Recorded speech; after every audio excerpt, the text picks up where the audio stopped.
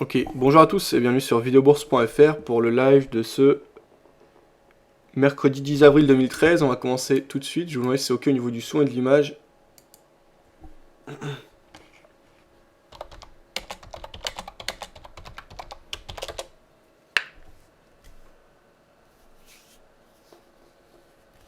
va commencer rapidement. Bonjour à tous ceux qui sont connectés. Crédit, Mathieu, FBF, Christ, Doudou, Body. Ok, merci d'avoir confirmé. Donc moi, c'est pas très original ces derniers temps. Je travaille sur un biais baissier sur le DAX. Là, ce matin, le DAX est bien remonté. Enfin, bien remonté. Voilà ce que ça donne en graphe journalier. On a une espèce de pullback qui est en train de se mettre en place. Pour le moment, l'ancien support oblique haussier tient bon et fait office de zone de résistance puisqu'il a repoussé les assauts aussi. On a une configuration de pullback, donc la dynamique baissière n'est pas remise en question. Ici en graphique H1, on reste dans un canal de fond baissier. Le support oblique baissier s'est confirmé, on a rebondi 2 fois dessus. Donc il est tout à fait valable. Voilà, on va le modifier un petit peu pour qu'il soit cohérent.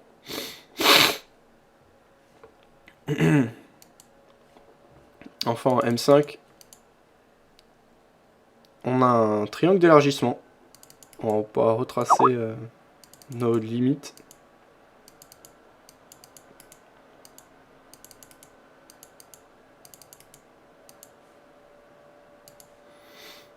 Voilà, avec... Bon, les plus de plus en plus on les avait, juste les retracer.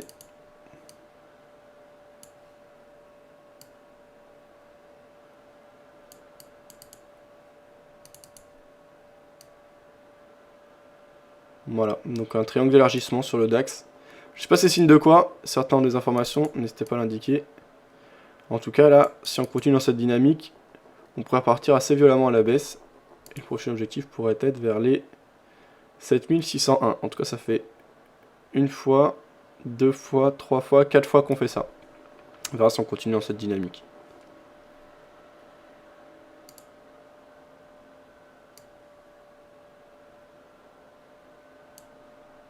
On a retracé 38,2% du mouvement de baisse qu'on observait depuis les plus hauts du 3 avril dernier. Voilà ce qu'on peut dire. Pas grand chose de plus à signaler. Par rapport, techniquement j'entends, par rapport aux produits que l'on traite. Après là, en H1 j'avais des limites. Donc 7755. La partie basse. Donc ça, c'était ok. Ça bouge pas. Voilà, pas grand chose de plus à signaler. Alors on va regarder les autres produits. Le CAC 40 c'est à peu près le même combat. On est bien remonté, on marque une espèce de pullback. Donc là vraiment quasiment la même chose que sur DAX. Les marchés US, on est sur les acheteurs sont toujours très forts et on est très haut. Les marchés japonais avec le Nikkei, on a marqué de nouveau plus haut depuis biais de lurette cette nuit. Là on est revenu un peu sur nos pas, on a du mal à accélérer également. Si on prend un plus long terme, on retrace plus de 50% et près de 61% depuis les plus hauts de 2007 qui étaient à 18 335. Je crois pas que c'était le plus haut historique pour le Nikkei, je crois qu'il avait été beaucoup plus haut dans les années 90, mais j'ai pas le recul jusqu'à là. Sur le câble, dynamique de fond baissière, hésitation après une phase de correction significative de presque 38,2%. Voilà, pas grand chose à signaler. Si je devais le jouer, je jouerais un biais baissier. Eurodoll, on se met en journalier. Pareil, je jouerai un biais baissier, phase de correction à contresens de la dynamique de fond qui est baissière. Euro-yen, on a marqué de nouveau plus haut cette nuit, mais on hésite. L'or,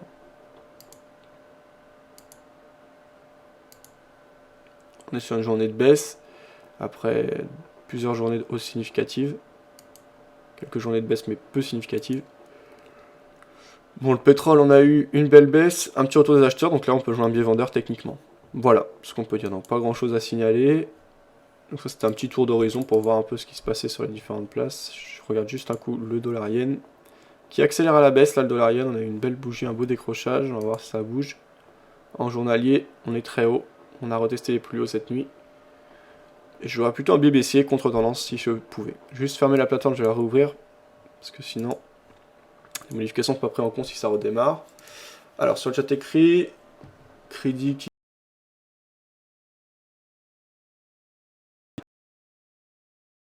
pour sa dette et sa perte de compétitivité. Bruxelles, la France fait partie des pays de l'Union européenne souffrant de déséquilibres macroéconomiques, selon une étude approfondie de la Commission européenne publiée mercredi, qui souligne sa perte de part de marché à l'exportation et un endettement public élevé. Voilà, donc c'était sur Romandie. Merci du partage, Mathieu.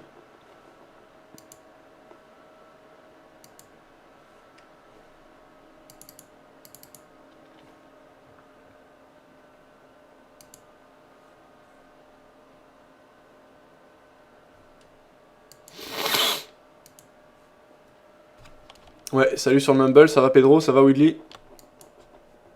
Salut, salut. Salut. Alors, quoi de beau? Je vous rappelle que vous pouvez nous suivre sur le Toujours pareil Mumble, pour moi. donc participer par audio à l'émission, sinon on peut participer par écrit. Donc pour nous rejoindre sur le Mumble, vous avez le Sur lien Rouyen ce matin, j'ai pris mes gains et ça va. en haut à droite, au-dessus du cadre de diffusion de l'émission, sinon vous avez le chat écrit en dessous du cadre de diffusion de l'émission, c'est gratuit. Pas besoin d'inscription pour le chat écrit, et Mumble, vous pouvez nous rejoindre dans quelques secondes. D'accord, t'as pris combien de points sur ces achats sur le Rouyen? Alors j'ai ouvert une position à 129,55, une position à 129,82 et j'ai pris mes profits à 130,26. Donc en gros j'ai pris 70 points quoi. Ok, bah c'est excellent.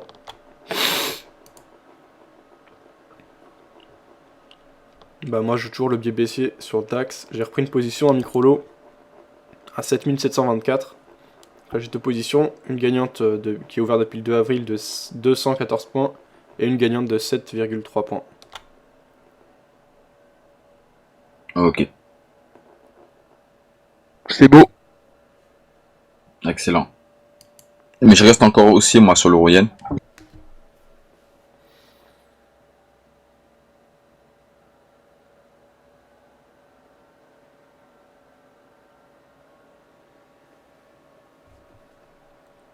Là, ça me fait un peu flipper quand même que ça remonte là partout sur les indices. Mais bon.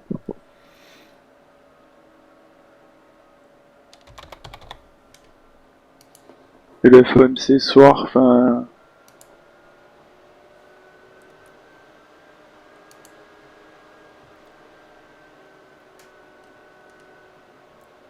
Le procès verbal de la réunion de FOMC. Est-ce que ça spécule? Je sais pas. C'est possible. Alors, ce qu'on pouvait dire, je sais pas si vous avez vu hier, il y a eu les deux premières vidéos du Sunrise Cyclic qui ont été publiées. Chaque soir, en fait, il y aura des nouvelles vidéos. Ce soir, il y aura la seconde, enfin les deux prochaines parties, ou une partie et une interview de la conférence et des analyses techniques réalisées par Jean-Luc Hussac, Tammy Cabage et Stéphane Soduteil ainsi qu'André Malpel pour 2013. Voilà, on suivra ça. Alors, on va aller voir, je voulais voir vous montrer, en tout cas sûrement que beaucoup l'ont vu, le point de TV Bilan. Deux choses. Premier, c'est Morning Bull, donc Thomas Veillet qui fait un point sur l'état du marché. On écoute ça.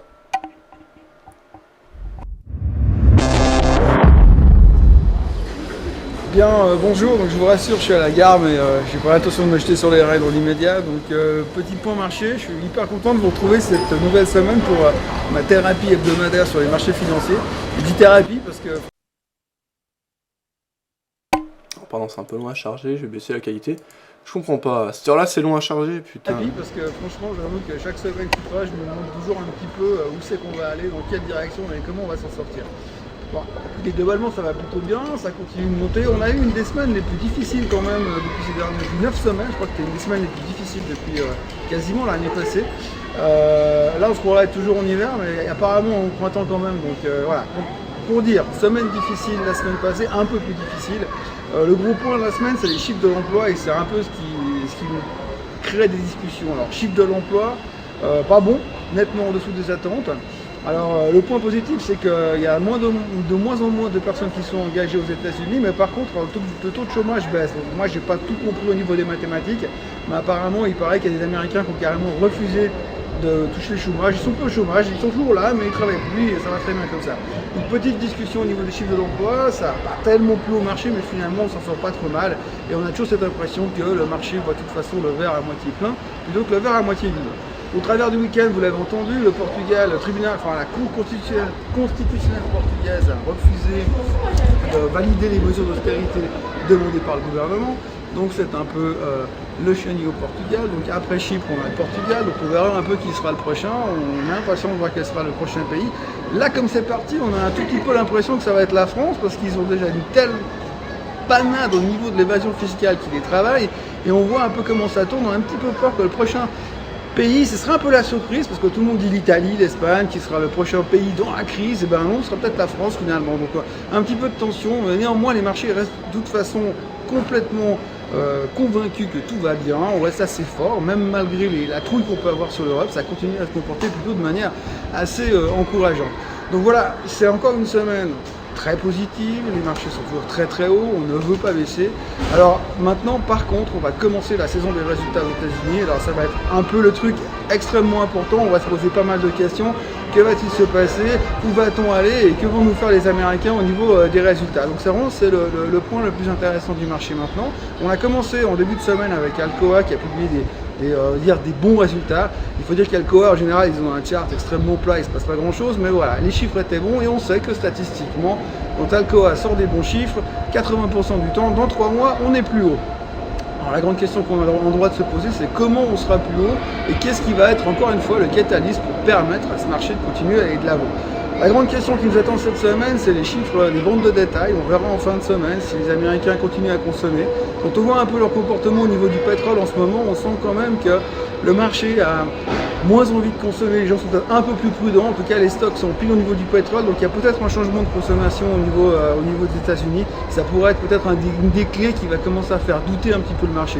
Au niveau fondamentalement économique, c'est toujours pas extraordinaire, mais voilà, on a une grosse résistance, tout va très bien, donc on va pas aller à l'envers du bon sens. Pour l'instant, il n'y a qu'une direction qui marche dans les marchés, c'est la hausse. La seule chose qui va pas bien, c'est l'or, et les commodities qui sont un petit peu brinque-ballées. Il y a aussi un point extrêmement positif qui est revenu dans les marchés, c'est le Japon. Alors on a un nouveau banquier central au Japon qui a fait des mesures extraordinaires. En gros, c'est un espèce de quantitative easing à la Bernanke, mais version anabolisée. Donc du coup, le Japon n'arrête pas de monter, le yen ne fait que baisser. Quand on regarde un petit peu les chiffres au niveau des entreprises, c'est pas extraordinaire au niveau du Japon. Mais globalement, les gens sont super emballés parce que cette fois, c'est bon, on a trouvé la solution, le marché va repartir. Voilà, on m'a sifflé, ça veut dire que je dois arrêter. Donc on arrête pour aujourd'hui, on se retrouve la semaine prochaine avec une nouvelle séance de thérapie sur les marchés boursiers comme j'ai envie de l'appeler ces derniers temps. Excellente semaine à tous et à la semaine prochaine. Au revoir.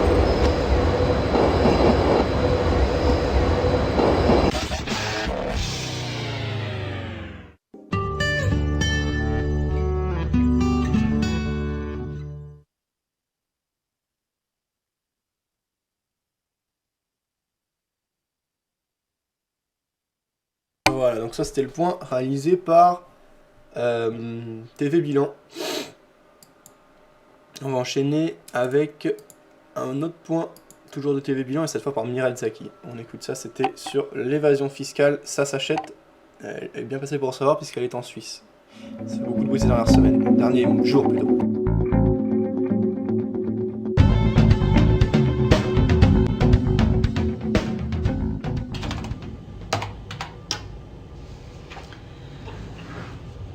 Depuis 2009, le secret bancaire a été combattu et on a invalidé son rôle dans la protection des évadés fiscaux. Mais en réalité, les techniques les plus efficaces aujourd'hui pour évader le fisc ne sont pas du tout liées au secret bancaire suisse. Il s'agit des procédés d'évasion fiscale anglo-saxons. Ces techniques sont redoutables parce qu'elles sont bien plus complexes, elles sont nettement plus hermétiques que le secret bancaire suisse et surtout beaucoup plus coûteuses, ce qui fait aujourd'hui de la véritable évasion fiscale un produit de luxe.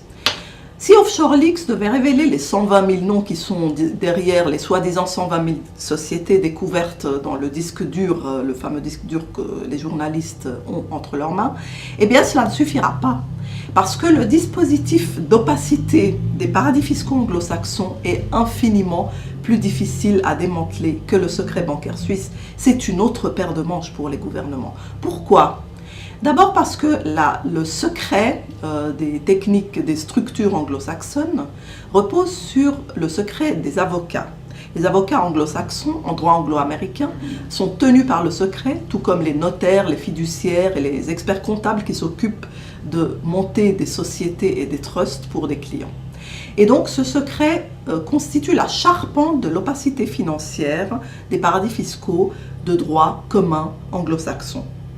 Alors, une fois qu'on est débarrassé du secret bancaire suisse, il nous reste cette autre paire de manches, ces techniques d'évasion fiscale anglo-saxonne. Elles passent par les trusts, souvent non déclarés, et les sociétés offshore. Souvent, c'est une combinaison des deux. Par exemple, je suis une grande fortune française et je veux échapper aux lois successorales françaises. Il me suffit pour cela de constituer un arrangement, un montage si vous voulez, utilisant plusieurs juridictions. C'est donc ça qui fait la complexité du montage, puisque ce montage va recourir à un trust principal avec plusieurs sociétés offshore sous-jacentes. Celles-ci vont posséder les différents actifs de mon patrimoine, mes tableaux, mes haras de chevaux, mes jets privés, mes villas, mes terres, etc. Et donc, tout type d'actif peut aujourd'hui échapper au fisc grâce aux trusts et aux sociétés offshore. La partie la plus redoutable, c'est que ces arrangements revêtent l'apparence de la légalité. Contrairement au secret bancaire suisse, qu'on a pu invalider simplement en disant que le banquier n'avait pas le droit de se montrer discret sur un compte non déclaré, eh bien là, on a un dispositif où le secret passe par la structure elle-même. Ce sont des sociétés qui sont structurées en cascade et derrière lesquelles vous ne trouvez jamais vraiment le nom du bénéficiaire ultime de la fortune. Si c'est bien arrangé, si la personne aisée paye suffisamment, elle peut obtenir un avis de droit de 75 000 $ qui certifie, par lequel le cabinet d'avocats anglo-saxon certifie la légalité de la structure. Ces structures peuvent faire passer de la fraude fiscale pour de la simple soustraction fiscale, elles peuvent faire passer de la soustraction fiscale pour de l'évasion fiscale, et elles peuvent faire passer l'évasion fiscale pour de la simple optimisation fiscale. Et ce flou juridique est justement la chose la plus difficile pour les gouvernements et les différentes administrations fiscales à détecter puis à démanteler. En fait, les procédés d'évasion fiscale anglo-saxons n'ont jamais été défiés à ce jour avec sérieux, bien contrairement à ce qu'on a fait avec le secret bancaire suisse, qu'on s'est permis de défier, d'attaquer et finalement d'invalider pour ce qui est de la protection des évadés fiscaux.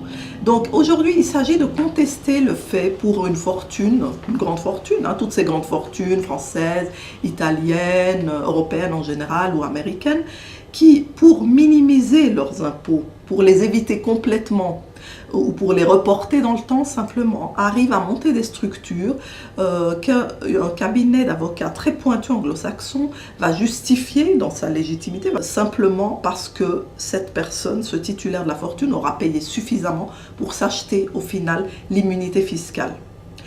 Dans le fond, la conclusion des techniques d'évasion fiscale anglo-saxonne, c'est qu'aujourd'hui, si vous êtes suffisamment riche, vous pouvez vous acheter l'immunité fiscale.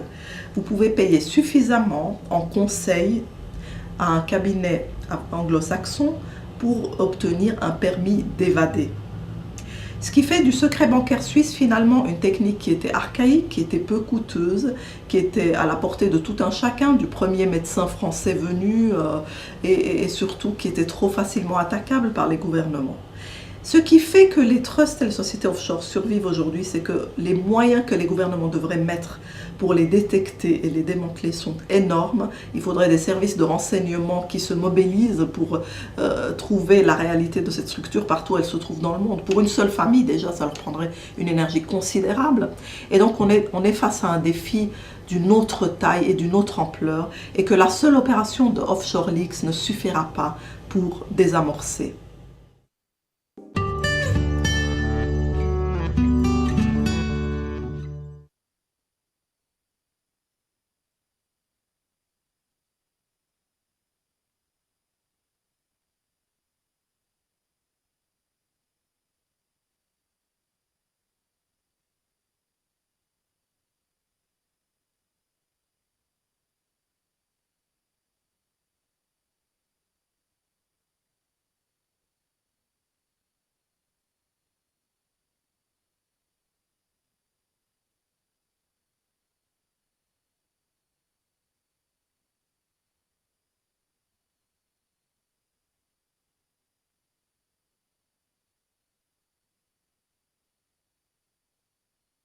Voilà, pardon. C'était le point réalisé par Mireille Zaki pour TV Bilan. Alors, donc ça c'était le point sur l'évasion fiscale. Toujours très intéressant, hein, je trouve vraiment. D'ailleurs, je vais partager sur Facebook.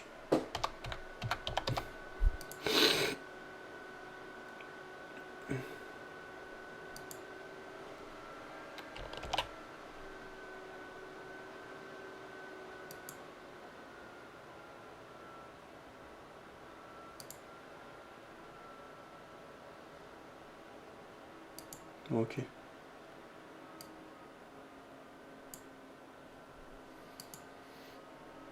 Alors, bah, ça c'est bon, c'est revenu. Qu'est-ce qu'on avait vu? Mince souci avec mes enceintes, c'est bon. C'était court l'extrait, lol. C'est quoi ce nouveau concept de faire des analyses techniques dans le hall d'un garage? Bref. Donc ça on avait vu. Pour l'instant, les acheteurs reviennent sur le DAX. À très court terme, là, si on se met en M5, on peut tracer un support oblique haussier. On va mettre d'une autre couleur qui conduit le mouvement de correction de ce jour. Voilà. On est dans un canal haussier très court terme. On semble avoir un peu de mal à casser les précédents plus hauts. On va voir si ça continue franchement. On a une petite bougie qui se met en place. Donc on n'explose pas complètement à la hausse. On va voir. Les précédents plus hauts du jour donc, étaient sur les 38.2 à 7744. La dynamique de fond reste baissière. On reste sur 38,2% de retracement. Donc on a quand même la pression et la tendance dans notre sens. Des plus hauts de plus en plus hauts, des plus bas de plus en plus bas. Triangle d'élargissement. Pas grand chose à signaler sur le DAX, si ce n'est qu'on est repassé négatif sur la position prise aujourd'hui avec moins 4,3 points. Et on est à plus 202 points sur la position qui traîne depuis le 2 avril dernier. Ici sur l'eurodoll, on a une pression vendeuse qui se met en place. Donc théoriquement ça pourrait tirer à la baisse les marchés actions et les actifs à risque. Ça ne semble pas être le cas particulièrement en ce moment. Au niveau des nouvelles macroéconomiques ce jour, si on va sur Forex Factory,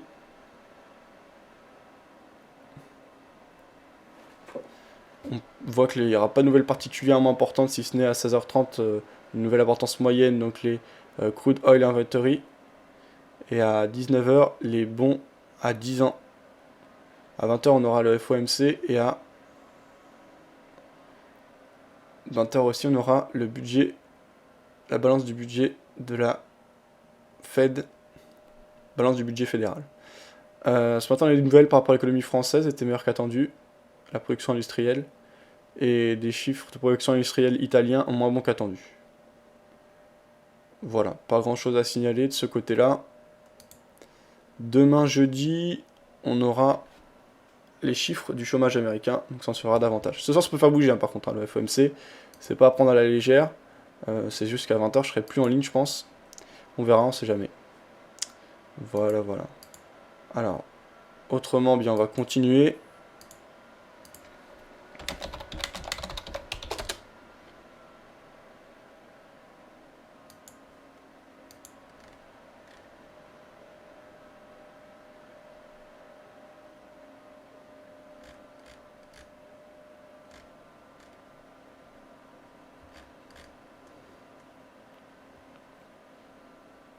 Suspense avant le procès verbal du FOMC, risque haussier si les résistances cassent.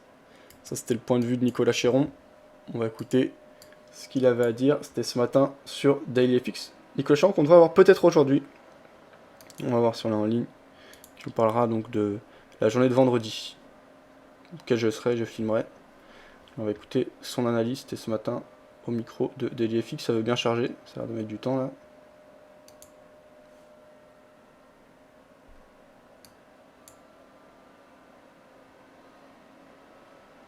On écoute ça.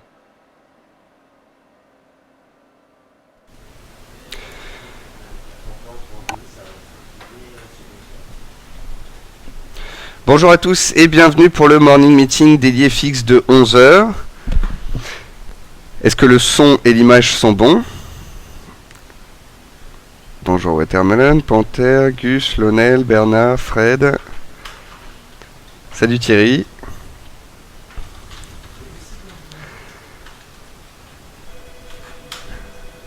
Alors, bonjour à tous et bienvenue pour le Morning Meeting.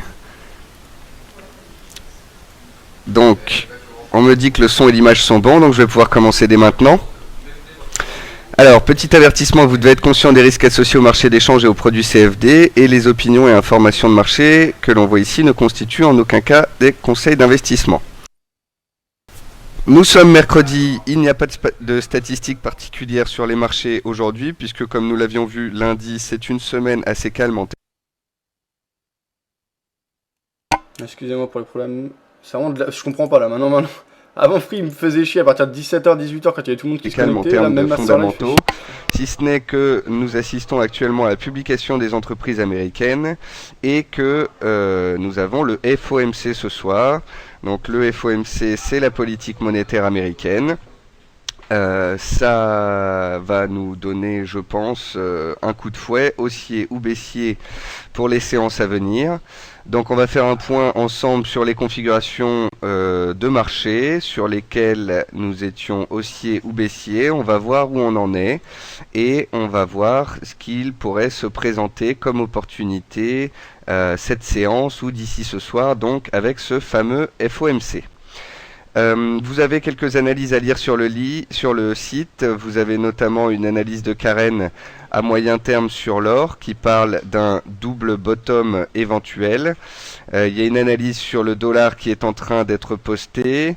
Vous avez les analyses sur le CAC, sur la livre, sur le quote, sur le pétrole. Bref, vous avez tous les points forum qui sont disponibles, plus le morning d'Adrian qu'il a fait ce matin, le morning qu'on est en train de faire actuellement, les analyses sur le site. Et d'ici ce soir, nous ferons un maximum de suivi, histoire qu'à 20h, en fonction de ce qu'il se passe avec le FOMC, eh bien, vous puissiez aviser sur vos positions.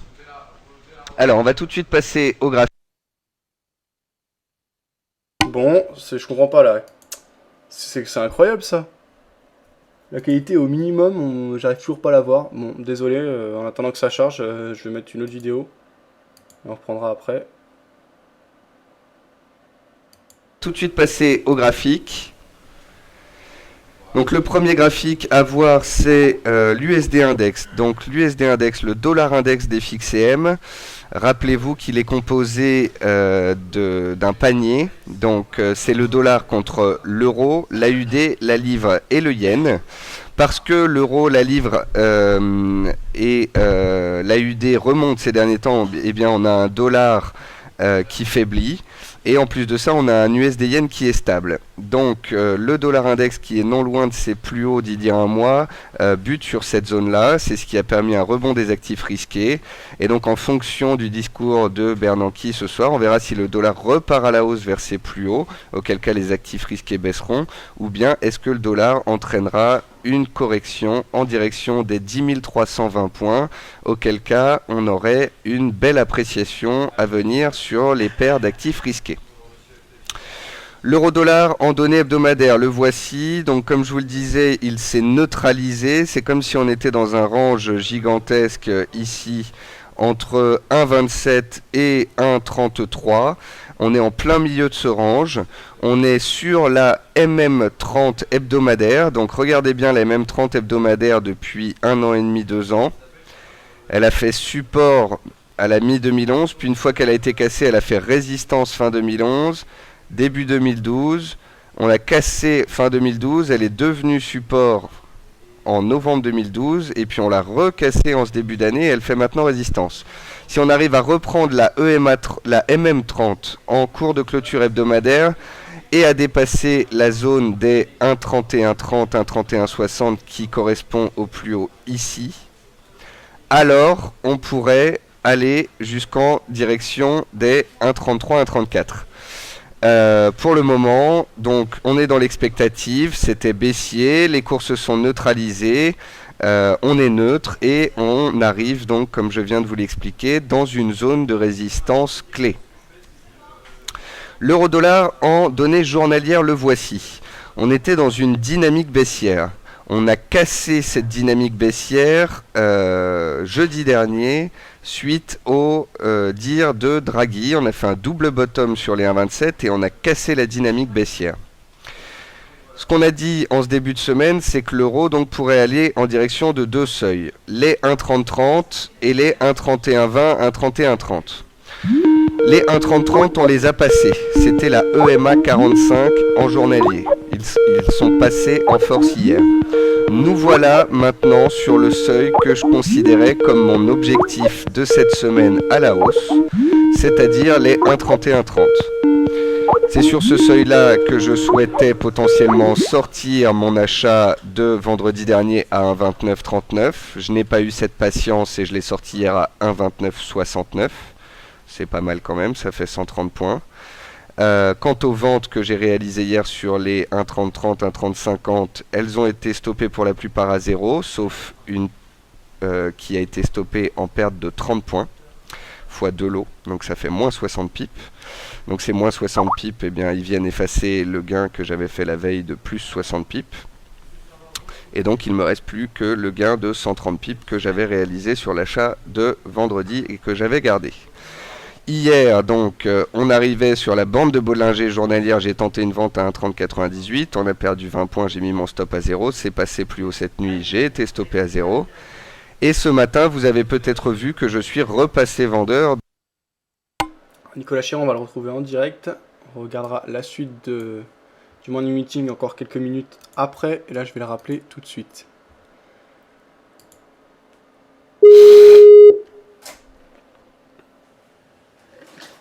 Oui, va bien. Ouais, Nicolas, ça va? Bien et toi? Ouais, très bien.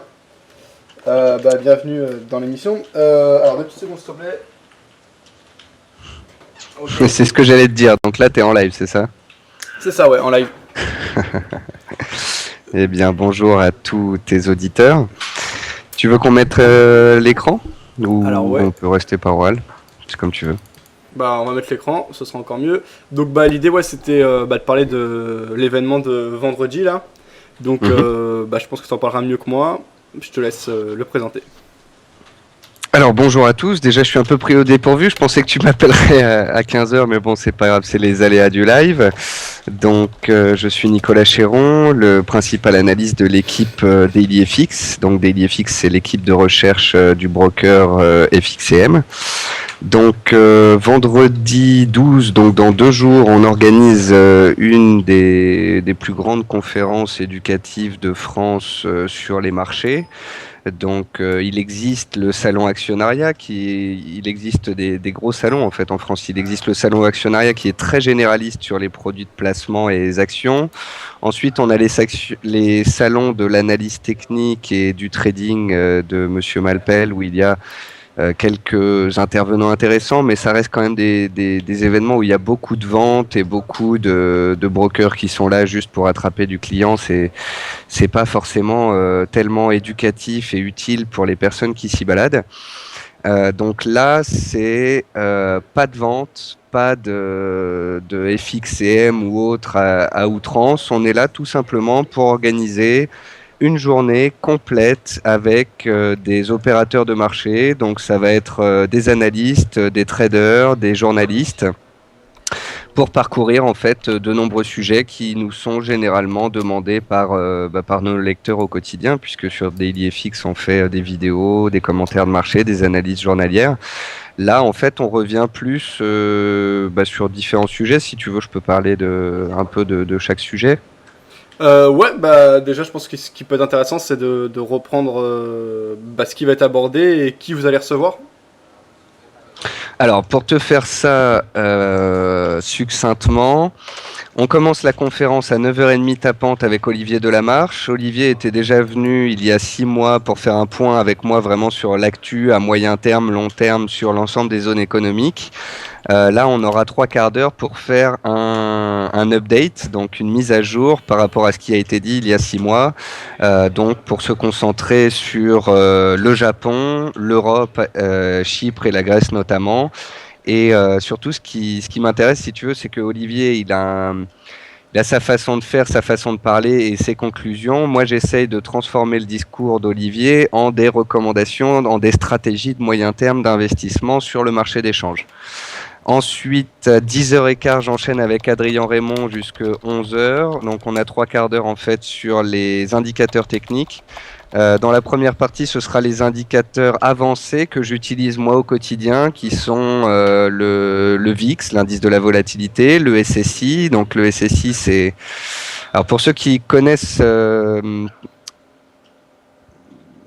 le quote, donc le quote, c'est le Commitment of Traders, c'est un rapport qui sort toutes les semaines avec les positions des professionnels sur le marché. Ça nous permet de voir si les pros sont acheteurs ou vendeurs d'euros.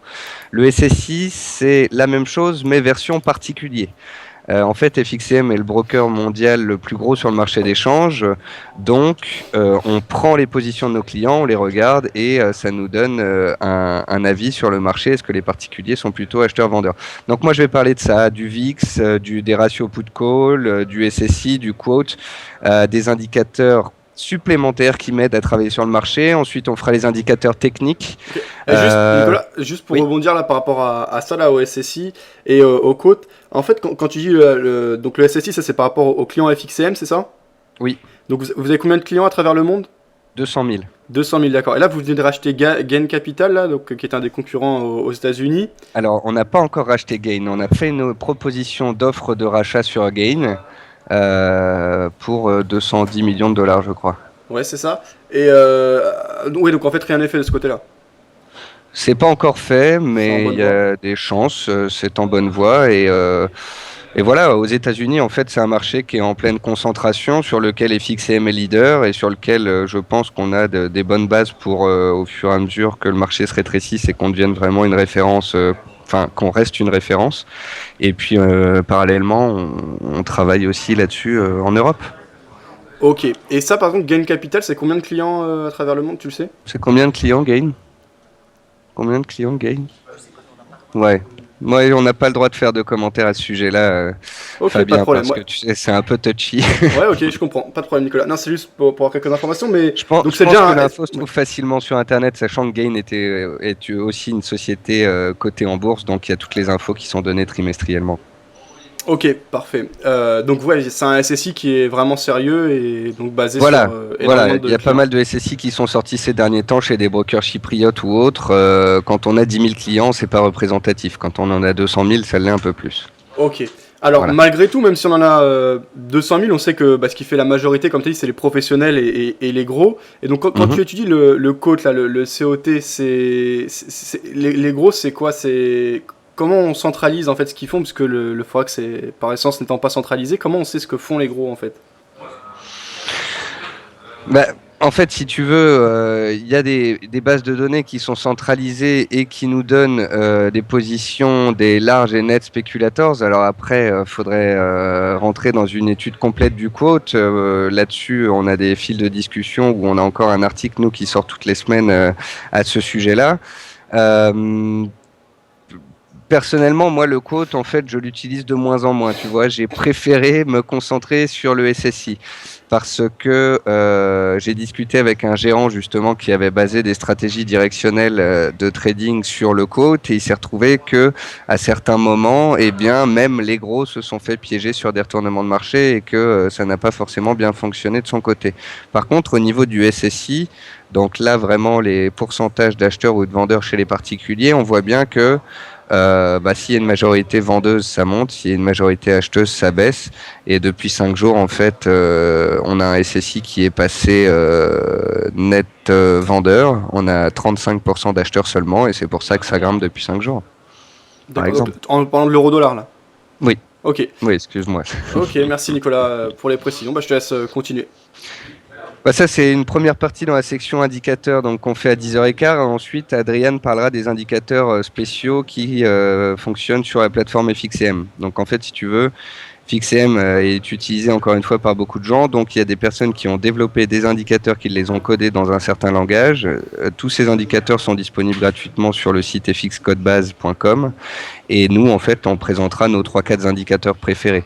Donc ça peut être soit des indicateurs techniques, canal de Donchamp par exemple, ou bien des indicateurs, encore une fois, des outils qui t'indique par exemple les plages horaires asiatiques, européennes, américaines sur tes graphiques, qui t'indique aussi par des petites croix qu'il va y avoir une statistique dans X minutes ou X heures.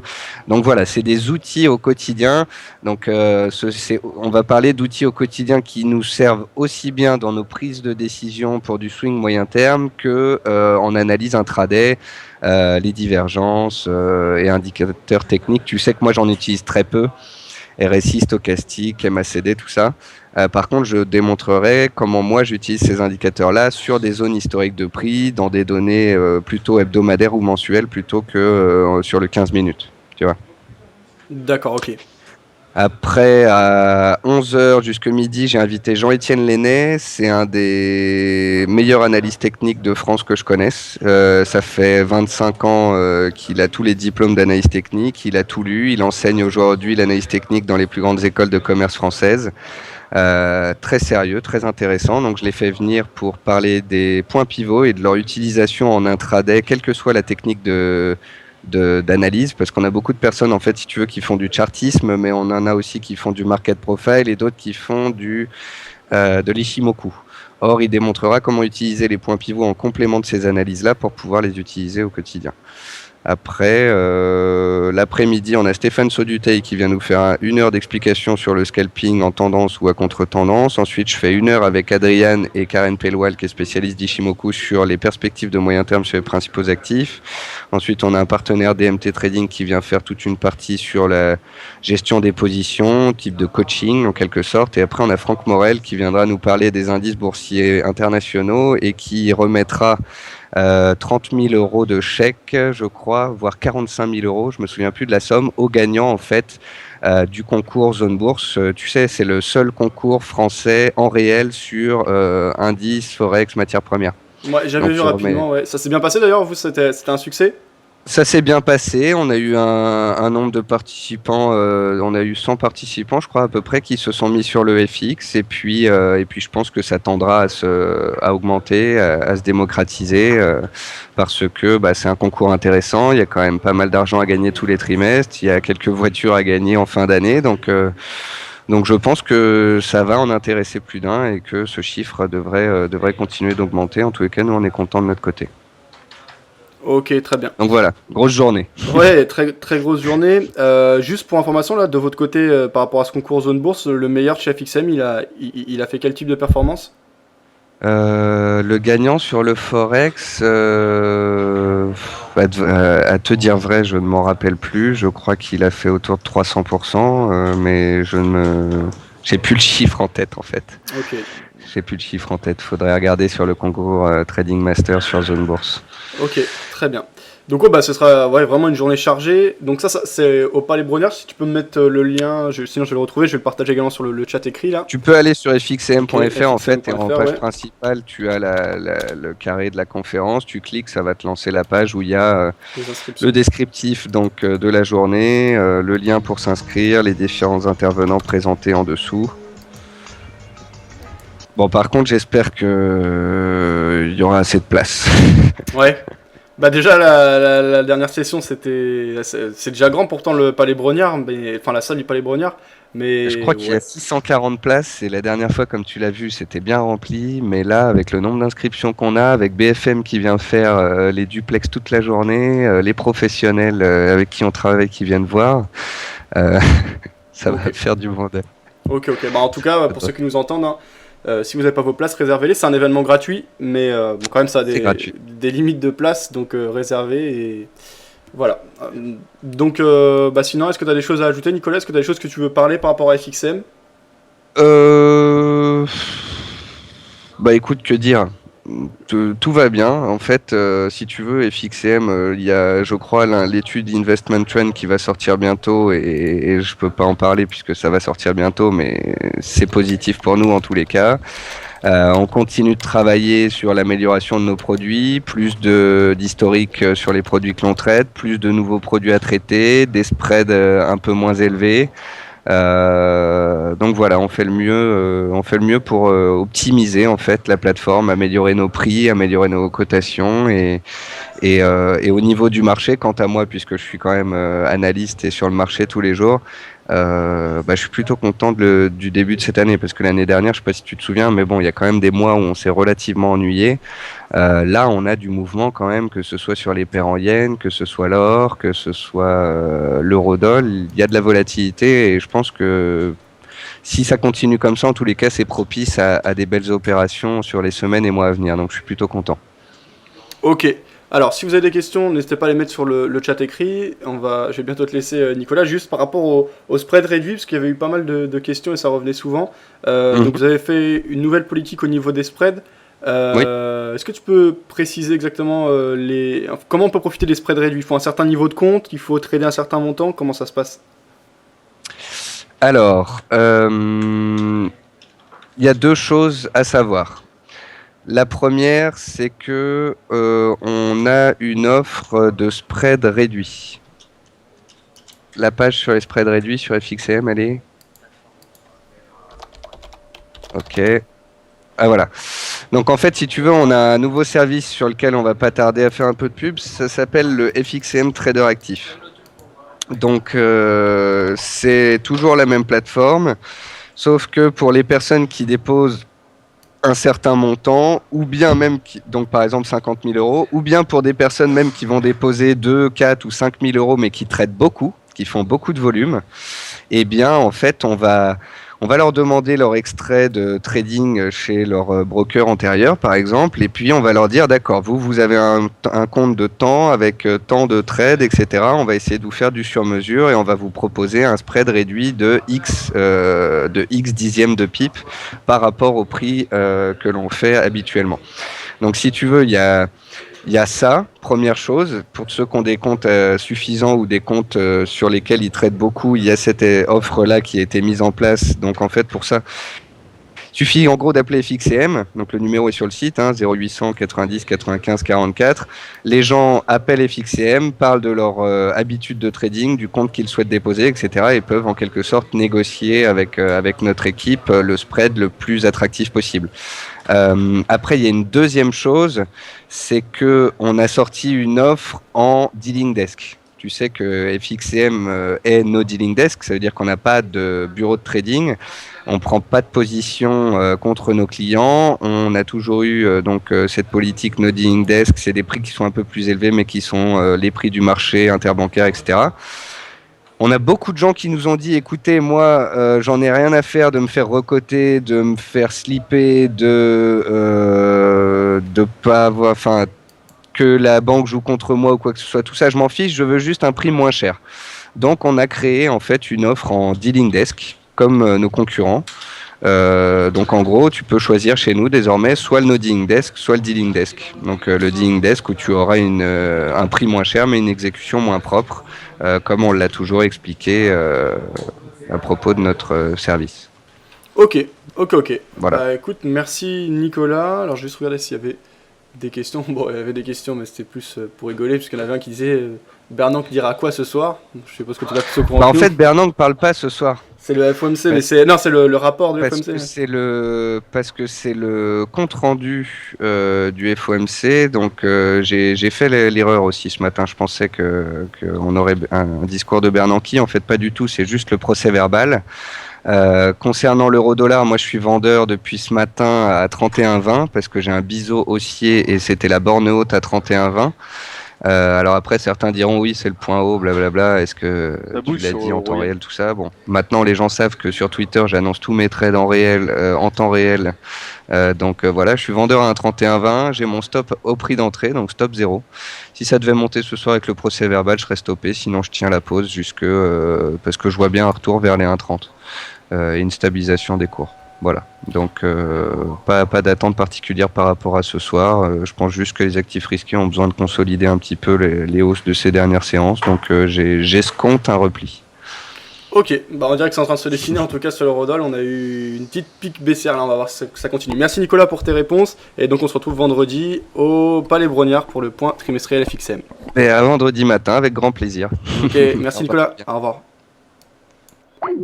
Voilà, donc c'était Nicolas Chéron de FXM en direct. Merci à lui d'avoir participé. Alors, j'entends que ça a sonné en bas. TXD, il faut préciser sur Forex seulement et pas sur CFD. Tu parlais de Noding Desk, bien sûr. Je pense pas que sur CFD ce soit possible, que c'est pas centralisé. Enfin, peut-être que ce serait possible, j'en sais rien. Mais a priori, CFD, c'est le broker qui le crée.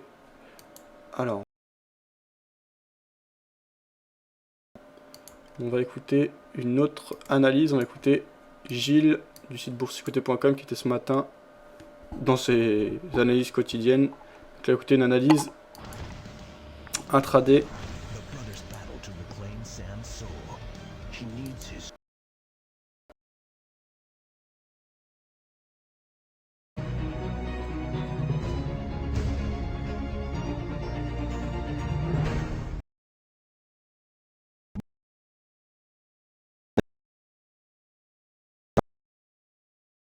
Le 10 avril 2013, avec aujourd'hui donc une petite séance de hausse, donc avec un début de mouvement qui est assez dynamique, qui pour l'instant monte avec une grande régularité.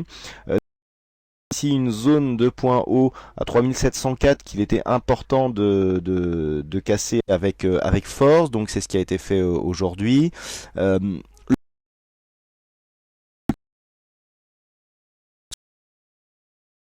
De cette zone au risque de repartir dans une continuité baissière moyen terme, puisque nous avons ici cette zone à 3717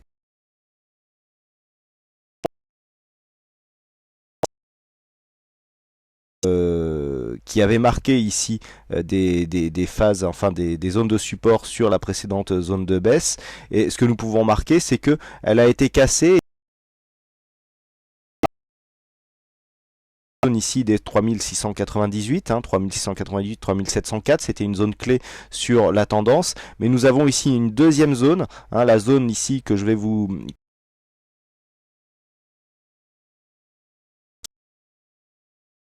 intéressante. Pourquoi? Puisque nous avons ici donc cette zone de support qui a donné lieu à une cassure, donc on est venu marquer un nouveau point bas, phase ici de stabilisation, donc avec une zone de range. La zone de le range donc est cassé, et donc maintenant nous nous retrouvons sur cette ancienne zone de point bas. Donc en UT15 ici, nous sommes en unité de temps 15 minutes. Si les cours venaient à s'essouffler, enfin si la dynamique venait à s'essouffler sur cette zone, on pourra avoir ici une phase d'évolution avec cassure d'une zone et retour sous cette zone comme une résistance qui, on le sait bien, confirmerait le fond de tendance qui reste baissier. On est encore sur une phase où les plus bas pourrait déboucher sur un retour de la baisse, et donc sur une cassure des 3657 et 3640, on pourrait valider de cette tendance avec donc cette ancienne zone de support qui deviendrait résistance, ce qui signerait la continuité du mouvement baissier. Donc pour l'instant, nous sommes en train de tester cette zone de support étant à 3718, nous sommes juste sous les plus hauts de la séance. Donc si les cours venaient à casser cette zone, alors ça serait un premier signe. Le signal le plus important serait ici la cassure des 3734. Alors cette zone constitue un objectif en ce qui concerne cette tendance. On a une belle puissance ici, on a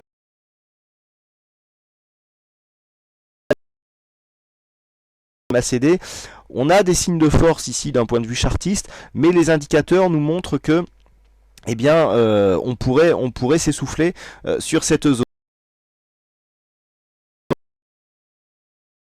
De voir comment les cours vont se comporter s'il y a dans l'éventualité d'un test ici de cette zone des 3700. Là, on passera avec un biais haussier un peu plus affirmé, puisque nous aurions ici la cassure d'un précédent point haut significatif, puisque je rappelle que suite à cette phase ici de technique qui avait ensuite amplifié la baisse. Donc le fait de repasser au-dessus de cette zone serait assez important, cela ferait suite à la cassure de cette zone ici.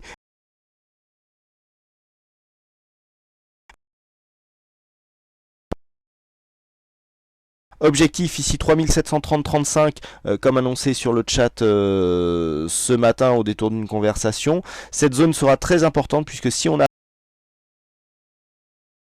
dossiers, notamment qui sont définis sur l'analyse daily, qui seront plus importants. Par contre, un essoufflement sous cette zone 135, eh bien nous mettrait dans une possibilité de retour d'un mouvement baissier qui serait confirmé donc dans sa continuité par une.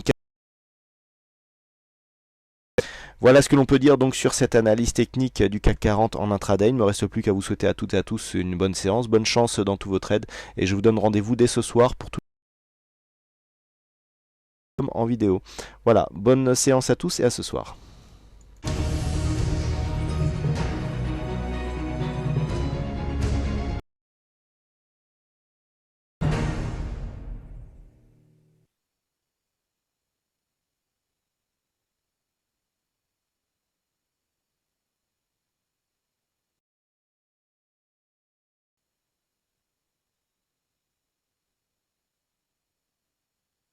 Ok, donc ça c'était le point réalisé par Gilles Santacreux du site boursicoté.com. On va enchaîner.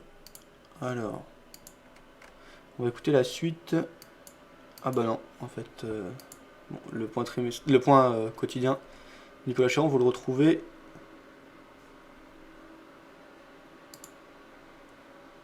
sur dailyfx.fr. Si vous voulez regarder en entier ce qu'on a commencé à écouter tout à l'heure. On va essayer de trouver le duplex. Enfin, le match des traders de ce matin. Est-ce qu'il était Philippe Béchade? On va écouter Philippe Béchade. Et je crois pas qu'on aura... le match des traders pour l'instant. On va attendre.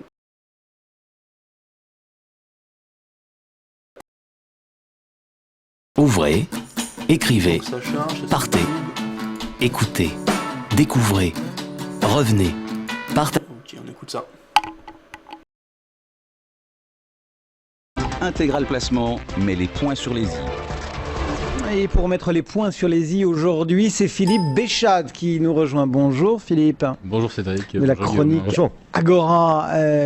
J'ai vu hier ce nouveau record, comme tout le monde d'ailleurs, ce nouveau record du Dow Jones et je me suis dit, c'est bon, demain, je vais avoir le droit au petit numéro de Philippe Béchade qui va dénoncer le règne absolu des algorithmes, des robots, des programmes informatiques. Je me suis pas trompé ? En fait, ce ne sont que des exécutants, les robots. Celui qui trace le cap, c'est Bernanke. C'est la Fed, c'est lui qui met le carburant dans la machine. Ensuite, les bras du robot, il dessine un magnifique canal ascendant pour le Dow Jones et voilà, la mécanique s'enchaîne. Hier soir, on l'a relancé puisqu'on a porté le Dow Jones au-delà des 14 680. Donc ça y est, pour la lecture d'un programme algorithmique, on a franchi une résistance. Donc la hausse se perpétue, mais elle se perpétue déjà depuis le 26 février dernier, sans discontinuer.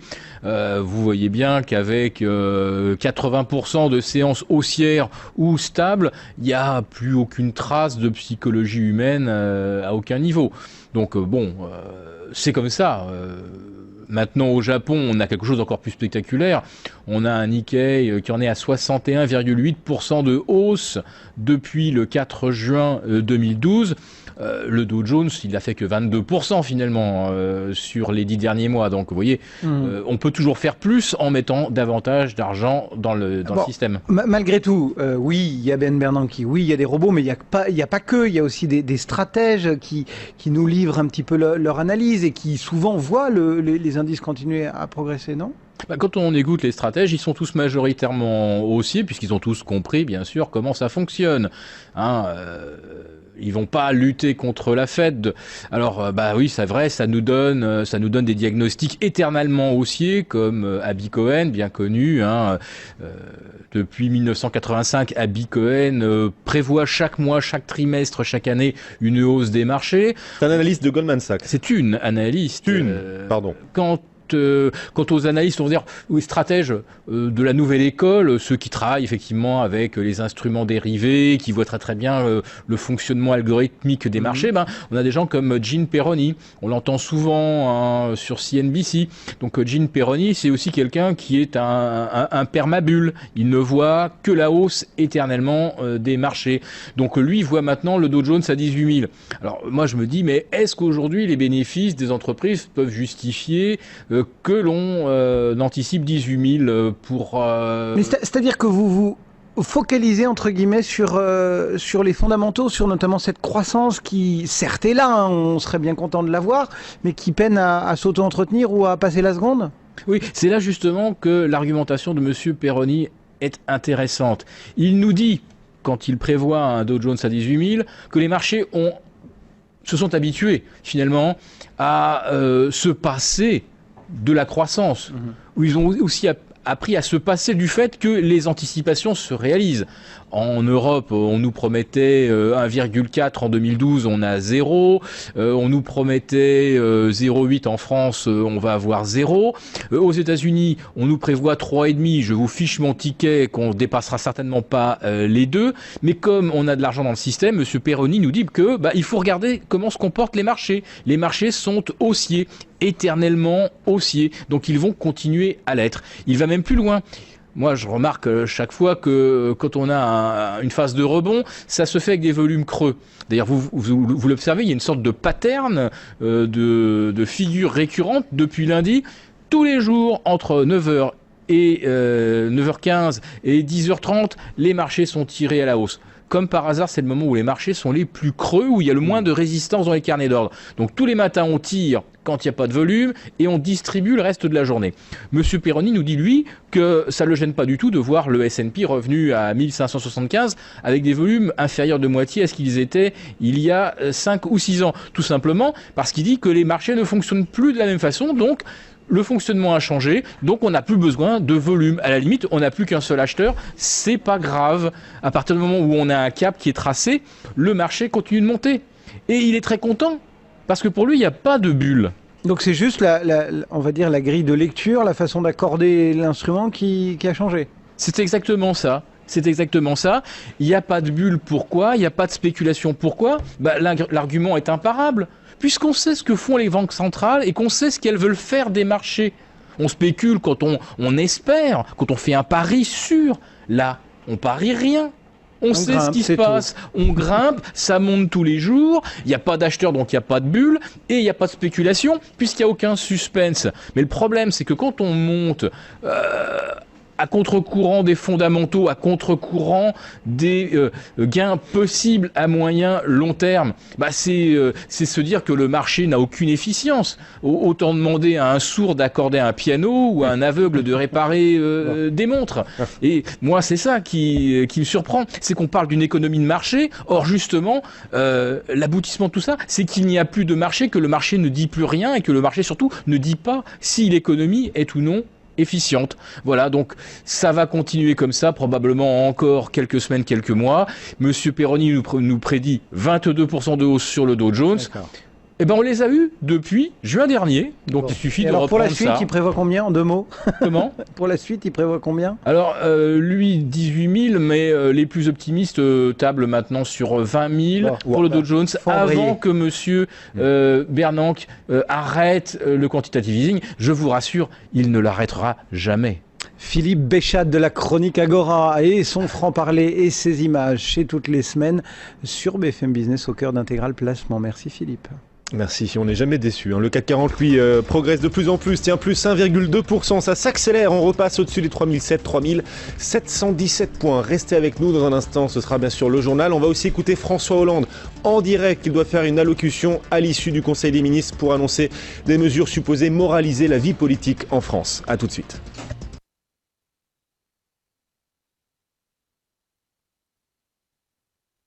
Je viens d'écouter là ton...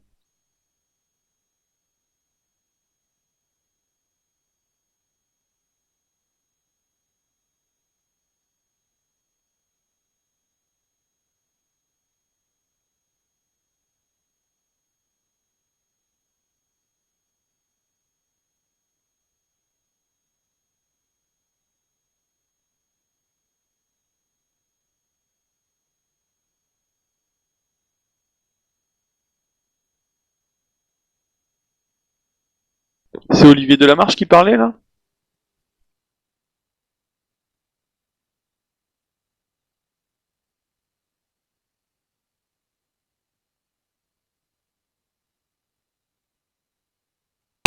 Ouais, désolé. Non, c'était Philippe Béchat qui parlait. Excuse-moi, je vais pas être devant mon PC à 2 secondes, je reviens. Donc sur les 1,31,20 pile poil. Pourquoi je suis passé vendeur? Tout simplement parce que c'était mon objectif principal de hausse pour ce début de semaine. Je pensais donc qu'on viendrait vers 31,30 et que ce serait une résistance clé. Quand on met les retracements de Fibonacci, on voit que les 31,15 c'est 38,2% de retracement de toute la baisse entre 1,37 et 1,2750.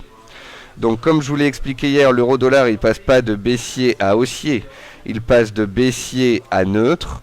On est neutre entre 1,2750 et 1,3130. Si on casse 31,30, pour moi on passe haussier avec 32,30 et 33,50 possiblement à la clé. Et tout ça, ça dépendra de Bernanke ce soir. Donc pour l'instant, on est haussier depuis 5 séances, c'est bullish, mais on est sous une résistance qui correspond à un Fibonacci, à la bande de Bollinger haute. Et je me dis qu'on peut avoir consolidation sur ce seuil, même si ça doit passer, on pourrait avoir un retour sur les 1,30 avant de possiblement repartir à la hausse. Voire même si ça se passait mal avec Bernanke ce soir, on pourrait tout simplement faire un point haut là, retourner vers les 1,2950 voire 1,2850. Tout dépendra donc de Bernanke et du FOMC de ce soir.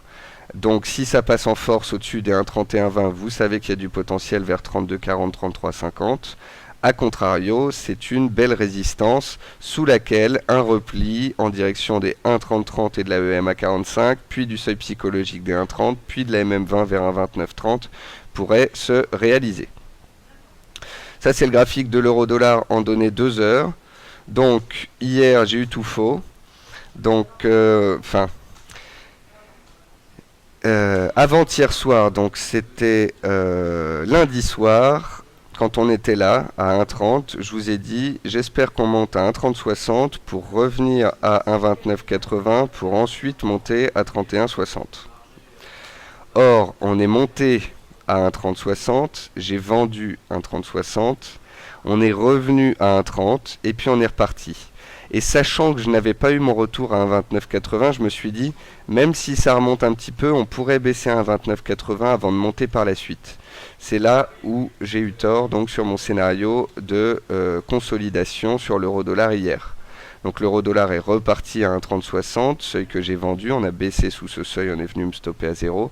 On est remonté à 1,31, là il y avait la borne haute de mon canal, j'ai shorté, on a perdu 20 points, j'ai mis stop 0, je me suis fait restopper. Donc vous voyez que vendredi, j'avais le bon scénario, j'ai fait un gain. Lundi, j'avais le bon scénario, achat sur repli, j'ai fait un gain. Mardi, j'avais un scénario de repli, donc j'ai vendu les résistances, j'ai fait une perte. Voilà, c'est aussi simple que cela. Et ensuite, les pertes, on essaye de les minimiser en mettant le plus rapidement possible des stops à 0 et en ne s'acharnant pas à n'importe quel seuil. Donc là on est dans un canal haussier. Si des personnes veulent acheter sur repli, a priori il faut le faire donc sur support. Je note une zone de soutien à 30,75 et puis le bas de canal à 30,60 désormais. Donc l'euro-dollar, je considère qu'on a une zone de résistance à 31,20-25 et une zone de support à 30,60. Si on casse ce soir les 31,25 en force, on ira directement à 31,60, voire plus haut. Ce serait dans le cas où Bernanke déclencherait une vague acheteuse sur l'ensemble des paires contre le dollar.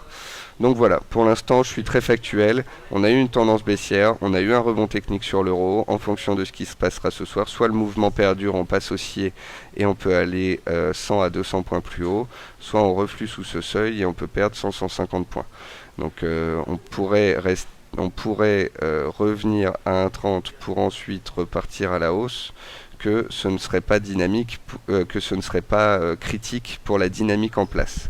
Et comme vous pouvez le voir sur mon graphique, Les 1,30 et 1,31,20, on les a travaillés aussi, c'est les plus hauts du 15 mars dernier et du 8 mars dernier.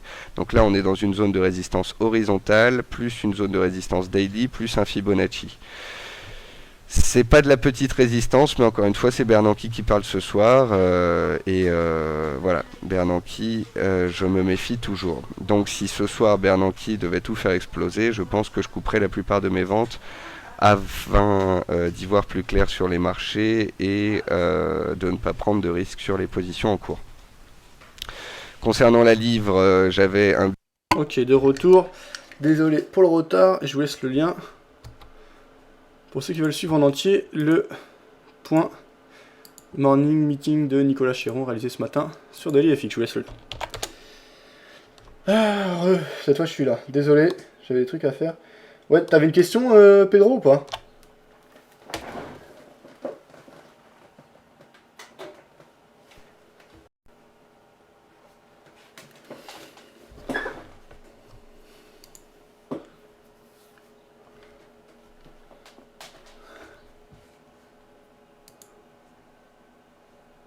Alors, sur le chat écrit, ce qui se disait, ça s'en avait vu, Tiago disait, oui, ça mais il le dit pas. Fabien, c'est quoi la paire que tu trades? Demandait Factory75, là je suis sur le DAX. Ça fait maintenant de nombreuses semaines que je suis sur le DAX, je rappelle possible les résultats de mon compte réel, à tout moment en cliquant sur le lien. Résultat du compte au-dessus du cas de diffusion de l'émission. Phil qui disait, c'est une blague, les minutes de la fête seront 15h au lieu de 20h en raison d'une erreur d'envoi trop tôt au congrès. Nicolas Chéron, son dernier tweet, plusieurs membres du FOMC ont vu un arrêt du QE par année. Plusieurs membres du FOMC ont vu un arrêt de QE par année. J'ai pas bien compris, Phil. En tout cas, il y a un lien, merci. Fed forced to release minutes early. Ouais, si Pedro, tu m'entends, apparemment, Phil dit qu'il y a eu des fuites là par rapport au rapport FOMC qui va être publié à 15h. Donc il a déjà dû tomber d'ailleurs. Au lieu de 20h, parce qu'il y a eu des fuites. Donc ça a été envoyé trop tôt au congrès. Et du coup, apparemment, c'est publié dès maintenant. Bon, ça va perdre d'amener beaucoup de volatilité pour l'instant, mais c'est à suivre. Je te laisse le lien. C'est un lien vers Business Insider partagé par Phil. Merci Phil, toujours à la pointe de l'actualité. N'hésitez pas à nous rejoindre sur le chat audio. C'est la meilleure manière de participer à l'émission. En ce moment, il est délaissé, je sais pas pourquoi. C'est définitivement la meilleure manière de participer. Le nom de l'émission, c'est Trader Ensemble. N'oubliez pas ce concept, c'est important. L'idée c'est quand même pas de suivre comme une émission de télé, mais de participer, que ce soit par écrit ou audio. Écrit ça va encore, ça participe bien. Là on a négatif de 9,3 points sur la position ouverte ce jour, positif de 197,8 points sur la position ouverte le 2 avril. On a 193,40€ de gain en cours. On va voir ce que ça donne par la suite. Alors, ça c'était ok. Ce matin, après qu'il ait été révélé que les procès-verbaux ont été accidentellement divulgués à des lobbyistes hier, Winmore, ok.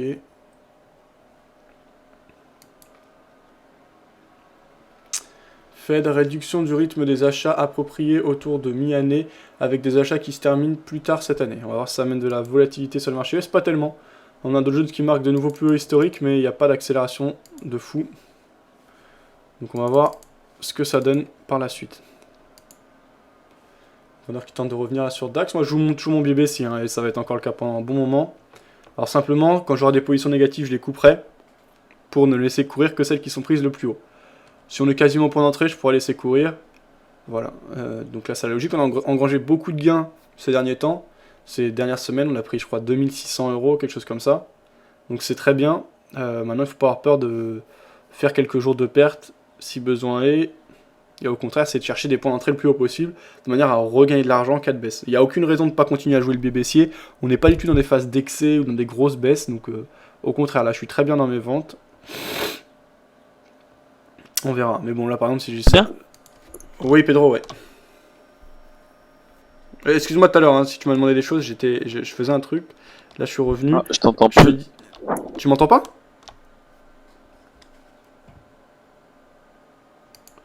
Est-ce que les autres vous m'entendez? Après, il n'y a pas de problème. Ouais, Pedro? Est-ce que vous pouvez me confirmer si vous m'entendez? Ouais, là c'est bon? Ok, ouais, je dis ouais, excuse-moi, j'étais parti faire un truc tout à l'heure. Donc pas, je réponds pas. T'as écouté de la marche? De la marche, c'était hier, mais tout à l'heure, ce qu'on écoutait, c'était Philippe Béchade. Qui parlait des algorithmes ou tu me parles bien d'Olivier de la Marche hier?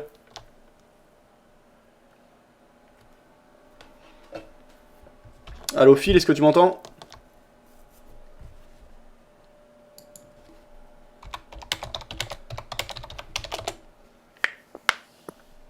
Là, je t'entends. Ouais, Phil, t'as pas de m'entendre parce que tu me réponds en différé, donc... Non, tu m'entends pas du tout? Pour moi, je t'entends bien, en tout cas.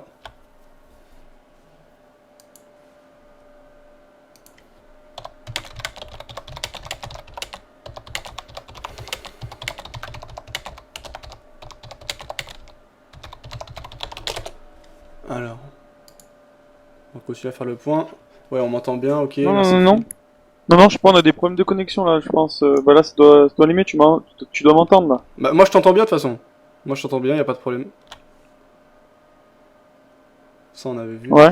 C'est un peu en décalé, ouais, je sais pas, moi aussi j'ai peut-être des problèmes de connexion chez moi aussi. Le CAC à 2500, je reviens un peu plus tard. Disait Crédit. Ok, à plus tard. Ouais, je disais, j'écoutais de la marche qui était complètement pessimiste par rapport au marché, quoi. Pas comme d'hab, quoi. Le point d'hier, tu parles? Bon, a priori, on peut pas discuter. Il y a trop de décalage. Oui. Ouais, non, mais c'est compliqué là, parce que c'est dur de se comprendre en fait. S'il y a des décalages, je sais pas si ça vient de toi ou moi. Apparemment, il disait qu'il y a quand même 600 000 personnes qui ont été retirées des... Là, je t'entends. Ouais, apparemment, il disait que 600 000 personnes ont été retirées des chiffres de vendredi. Et en fait, le taux de chômage ne serait pas à 7,6, je crois, mais plutôt à 11 et quelques. Là, est-ce que tu m'entends en direct? Il y a les US qui cassent. Ouais, je t'entends là. Ouais, bah j'espère que ça va marcher. Donc ouais, j'ai entendu ce que t'as dit, ok, ouais. Donc effectivement, il semble que les chiffres soient trafiqués. Regarde tout le monde semble pas d'accord là-dessus. Regarde le... Ouais, regarde le dos. Ouais, le dos décale fortement à la hausse. DAX aussi. Donc moi, si on continue, ça va être l'occasion de rentrer de nouveau à la vente. Pour l'instant, mollo. J'ai toujours une position prise aujourd'hui. On reste 38,2% là du mouvement précédent, mouvement de baisse. C'est incroyable. Alors ça, on avait vu. T'as vu le lien que j'ai mis là par rapport au FOMC qui va être publié plus tôt à cause de fuite?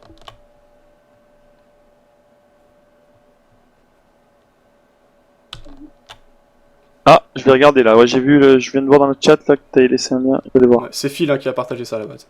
Ouais, donc après faut se méfier. Le dos parce qu'on arrive. Le dos il part fortement à la hausse, mais ça reste l'ouverture des marchés US, donc souvent on a un premier mouvement et c'est corrigé ensuite. Ça on avait vu. GG qui disait pour cette raison que l'euro-yen bougeait comme un fou tout à l'heure. On va aller voir l'euro-yen si ça bouge beaucoup. Ça bouge pas un truc de fou, on a eu un beau décalage, un retour, mais c'est pas non plus des gros mouvements sur ce mois journalier. On est quand même sur un biais haussier sur des plus hauts. Ah, sur DAX, on a bien monté.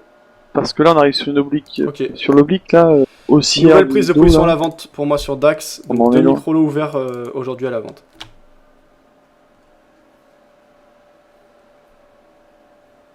Voilà, donc les deux positions du jour. On en a une à...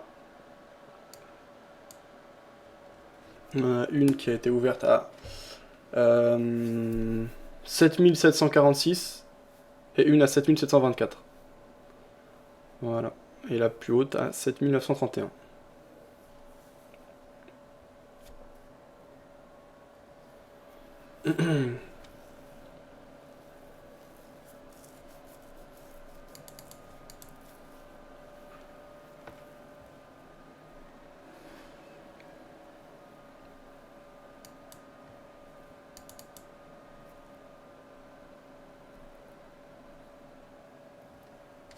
Ok, ça on avait vu, je vois plus tard, ça on avait vu, ok. Donc c'est des prises de position, des analyses, n'hésitez pas à les partager sur le chat écrit. Alors on va enchaîner, on va continuer à écouter de l'information, voir un peu ce qui se passe. Ce jour, on va aller notamment du côté de romandie.com.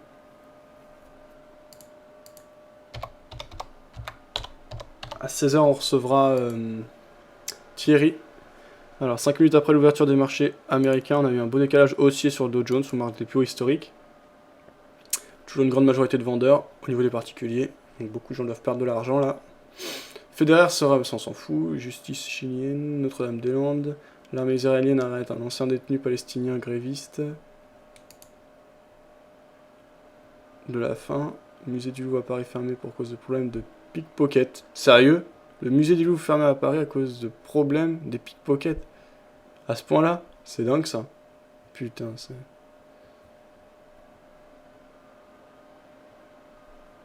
Mort de Robert Edwards, pionnier de la fécondation in vitro. Donc on s'en fiche. L'État luxembourgeois veut retirer de BGL, BNP Paribas en décembre, ça nous intéresse.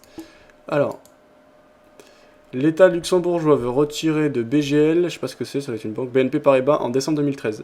Le Luxembourg veut se retirer du capital de la banque BGL, BNP Paribas, ex-Fortis Luxembourg, d'accord, dont il détient 34%, a annoncé mercredi à la Chambre des députés le Premier ministre Jean-Claude Juncker.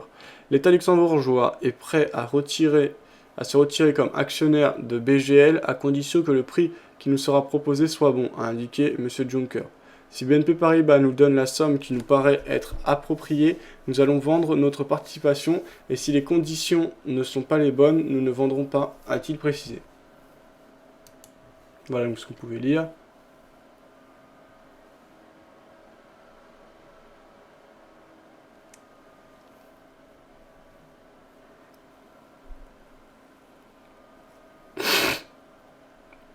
Inde, premier recul annuel des ventes d'automobiles en 10 ans. Même les émergents vont moins bien en ce moment. Alerte, non.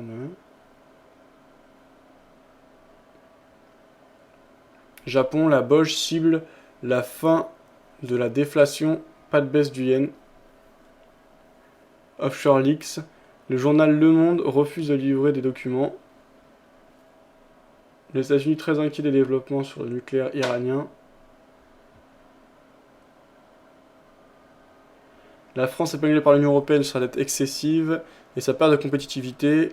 La Banque du Japon cible la fin de la déflation, pas la baisse du yen. Birmanie appelle d'offres pour 30 blocs d'hydrocarbures offshore. Ok. Voilà les dernières dépêches qui tombaient. Alors, sur Boursorama, ce qui fait les gros titres, alors que là on a des vendeurs qui reviennent, comme bien souvent, l'ouverture de marché US se fait dans un sens et les minutes d'après, 5 premières minutes on part dans un sens, 5 minutes d'après on corrige, c'est ce qui se passe pour le moment. On verra ce que ça donne. Donc là sur les deux positions du jour on est repassé en positif, si on fait la moyenne des deux. Toujours largement positif sur des minutes de fond. Alors là ce qui est bien c'est qu'on a 3 micro-lots, donc si ça repart à la baisse cet après-midi, on peut avoir un profit tout à fait significatif. Voilà. Alors, auto-entrepreneur, limitation dans le temps en vue de certains cas. Le gouvernement souhaite limiter dans le temps le régime de l'auto-entrepreneur lorsqu'il est utilisé pour exercer une activité principale, a déclaré mercredi à la presse la ministre chargée de l'artisanat. Sylvia Pinel, ok. Alimentation, qui se cache derrière les marques de la grande distribution?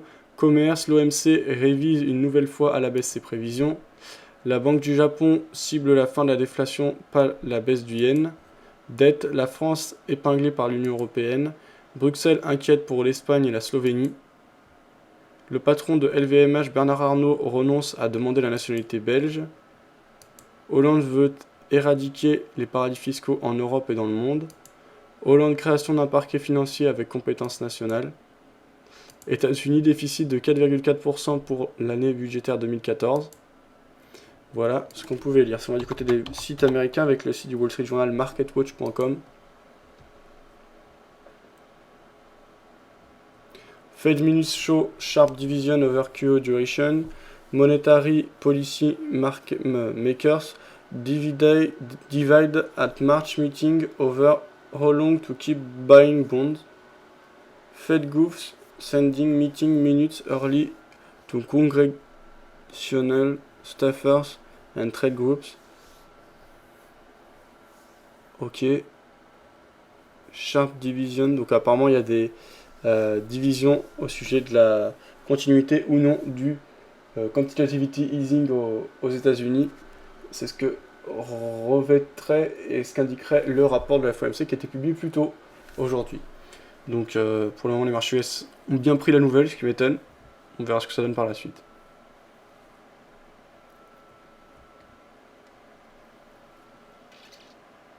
Ok. ça on avait vu. Le point de Patrick Ex Financier, on écoute ça pour le site bourse-en-réel.fr, dont je vais vous mettre le lien, et je continue à surveiller puisque les marchés actions pour l'instant continuent à monter, ce qui joue contre nous, mais ce qui n'est pas stressant particulièrement, il n'y a pas de problème. Un record, pour moi, record historique pour le SP500 en termes de cotation. Ah, ok. Ne représente pas de conseil d'investissement et les informations sont indicatives. Donc, conformément à ce que je vous ai dit ce matin, donc je vous ai dit ce matin que j'avais raté le coche ici. Donc, il a fait un repli, là, sur cette oblique ici, j'ai ouvert à 14 697, voilà, par là. Et donc, j'ouvre. Bon, je suis un petit peu partagé. C'est vrai qu'on est dans le cadre de la petite force tranquille. Bon, je laisse faire les choses. Je laisse faire les choses. Là, quand j'aurai terminé, je mettrai mon stop à 0 pour plus de sécurité, même si j'ai 20 pips de gain. Et puis, je vais laisser faire. Ma foi, je verrai bien. Sur le Dow Jones, on est dans la même logique. Je ne l'ai pas ouvert. Je ne l'ai pas ouvert parce que je le sens moyennement. Je le sens moyennement. Là, on est sous ce bollinger-là. En plus, je n'ai plus de, de repères pour horizontal. Bon, j'essaie de tracer ici une résistance. Je n'ai plus de repères parce que pour mettre des supports de résistance, donc j'y vais un petit peu à l'aveuglette et c'est pas simple. Voilà. Donc le SP500, bon, on est dans la même logique. Par contre, pourquoi je suis plus sur le Dow Jones? Parce que comme je vous ai dit ce matin, si vous venez à casser cet ensemble-là, j'ouvrirai une position, alors que le SP500, lui, regardez, toujours dans cette zone ici, il n'arrive pas à percer cet ensemble-là. C'est pour ça que je n'ai pas ouvert aussi. Sur le Dow Jones, nous sommes toujours en zone d'achat. Donc, on va voir comment les choses vont se configurer. Concernant notre CAC 40, je ne fais rien, là, pour l'instant. Bon, c'est vrai qu'il y a cette oblique ici, je ne sais pas si elle était vraiment pertinente. Elle est cassée, donc on a encore de la marge sur les oscillateurs pour monter, pour aller à la hausse. C'est pareil, je n'ai pas ouvert de position. Voilà donc ce que je peux dire pour l'instant. Pense à ce soir à 20h, qui n'est qu'un premier rapport de ce procès de la FOMC, mais qui risque quand même d'engendrer peut-être de la volatilité. Je vous retrouve à 18h30. Voilà, donc ça c'était le point réalisé par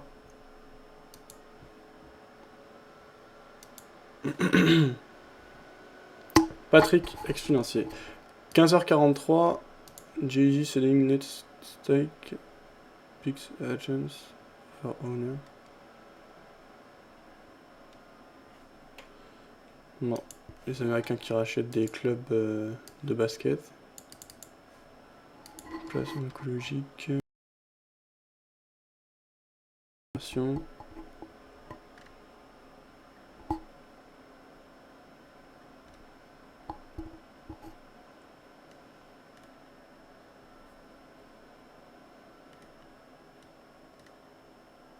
Les Italiens et la crise, on écoute un point réalisé par News 360, ça suit. 3 ans de gouvernement Berlusconi, l'Italie est au bord de la faillite. Sous la pression des pays de la zone euro, le très contesté président du Conseil est contraint de démissionner. Lui succède un homme nouveau dans le paysage politique italien, Mario Monti. Il est professeur d'économie et conseiller auprès de Goldman Sachs, la plus puissante banque d'investissement du monde. Pendant une longue année, le favori de l'Union européenne soumet les Italiens à un douloureux programme de rigueur qui semble d'abord porter ses fruits. Les finances sont en bonne voie de redressement et le pays a regagné en crédibilité à l'étranger.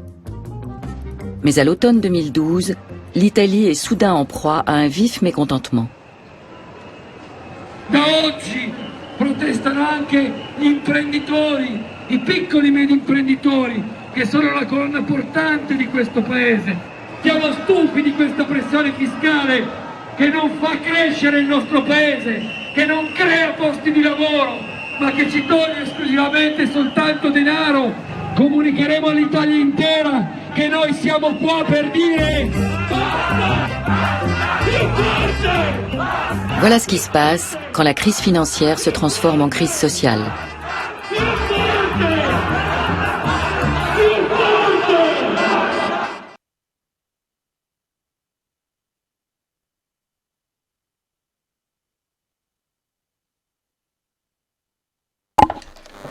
Voilà le point réalisé par News 360.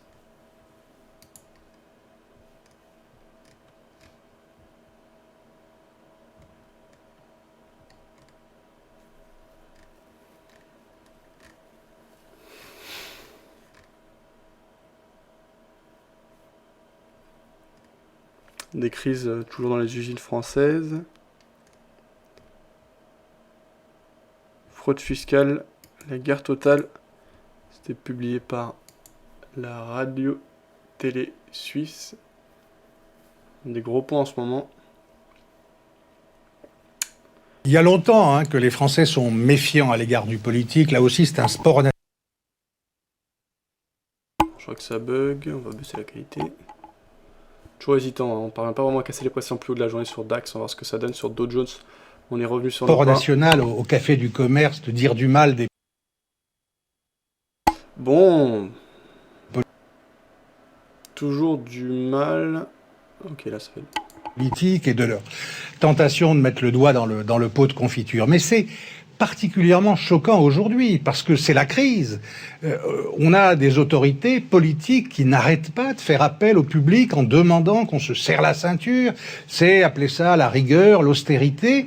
Et on voit que ce sont ces mêmes gens qui font la loi pour nous inspirer cette austérité, qui, eux, ne respectent pas les règles qu'ils fabriquent eux-mêmes. Il y a quelque chose de tout à fait inadmissible. Et à mon avis, la façon dont les politiques réagissent depuis hier soir à la télévision sur France 2, aujourd'hui, tout l'après-midi à l'Assemblée nationale, on s'est échangé des noms d'oiseaux. Chaque camp, chaque parti politique a accusé tous les autres, grosso modo, d'être des escrocs, d'avoir été mêlés à des tas d'opérations d'escroquerie politico-financière, tout en disant « Ah mais attention, les politiques sont en général des gens honnêtes, il y a juste quelques brebis galeuses ». Ça me paraît très bizarre de faire croire aux Français cette histoire de brebis galeuses si en même temps, on n'arrête pas... Long à charger, désolé. Bon...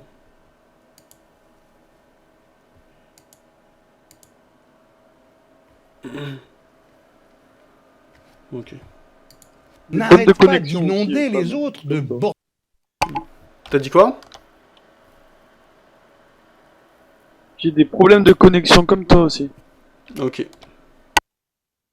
Je sais pas, ça ralentit de partout. Le président du groupe UMP traitant aujourd'hui le Premier ministre publiquement d'être un repris de justice, voilà, on est arrivé à quelque chose qui ne va pas aider, à mon avis, la classe politique à revaloriser son image auprès des Français. Voilà, alors pour le moment, le mouvement de hausse se poursuit sur le DAX, on est sur de nouveaux plus hauts. Dow Jones aussi, S&P, j'ai pas sous les yeux, on va le montrer. S&P...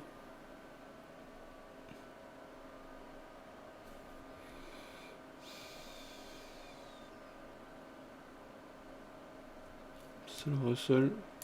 Je vais regarder le Russell.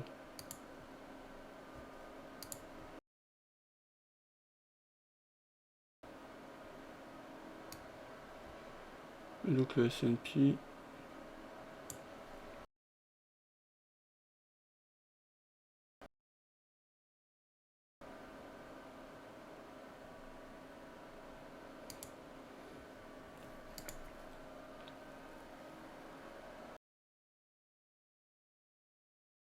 Encore, c'est dingue, hein. Bah ouais, surtout qu'apparemment, là, du côté du rapport de la FOMC, ils ont dit que c'était divisé sur la poursuite du QE ou pas. Ça m'étonne que ça monte autant. Enfin, il commence à y avoir des divisions, hein, ça va pas s'arrêter du jour au lendemain, bien sûr, mais...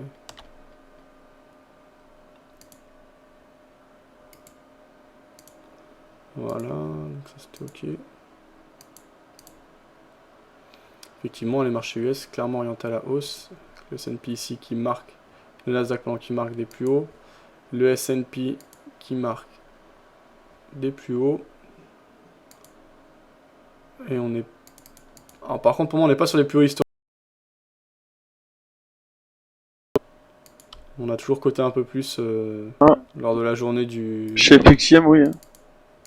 Ok, bon, en tout cas, là chez Wanda, c'est pas le cas. On avait un peu plus haut le 7 octobre... non, le... Si, le 7 octobre 2007. Ah, enfin la semaine, c'est un graphique hebdomadaire, donc la semaine. Alors sur le Nasdaq, on n'est pas sur des plus hauts, on a marqué des plus hauts récemment. On est sur une belle bougie de hausse ce jour. Même si là il y a un peu d'hésitation. Tu as vu, il y a... Enfin, un peu d'hésitation, ça corrige. Séoul et Washington prévoient un tir de missile le 15 avril de la part de la Corée du Nord. Ah. Pour, Là sur le Russell, on monte mais moins. De manière moindre, enfin on monte aujourd'hui, mais demi de fond est plus mitigé. Voilà.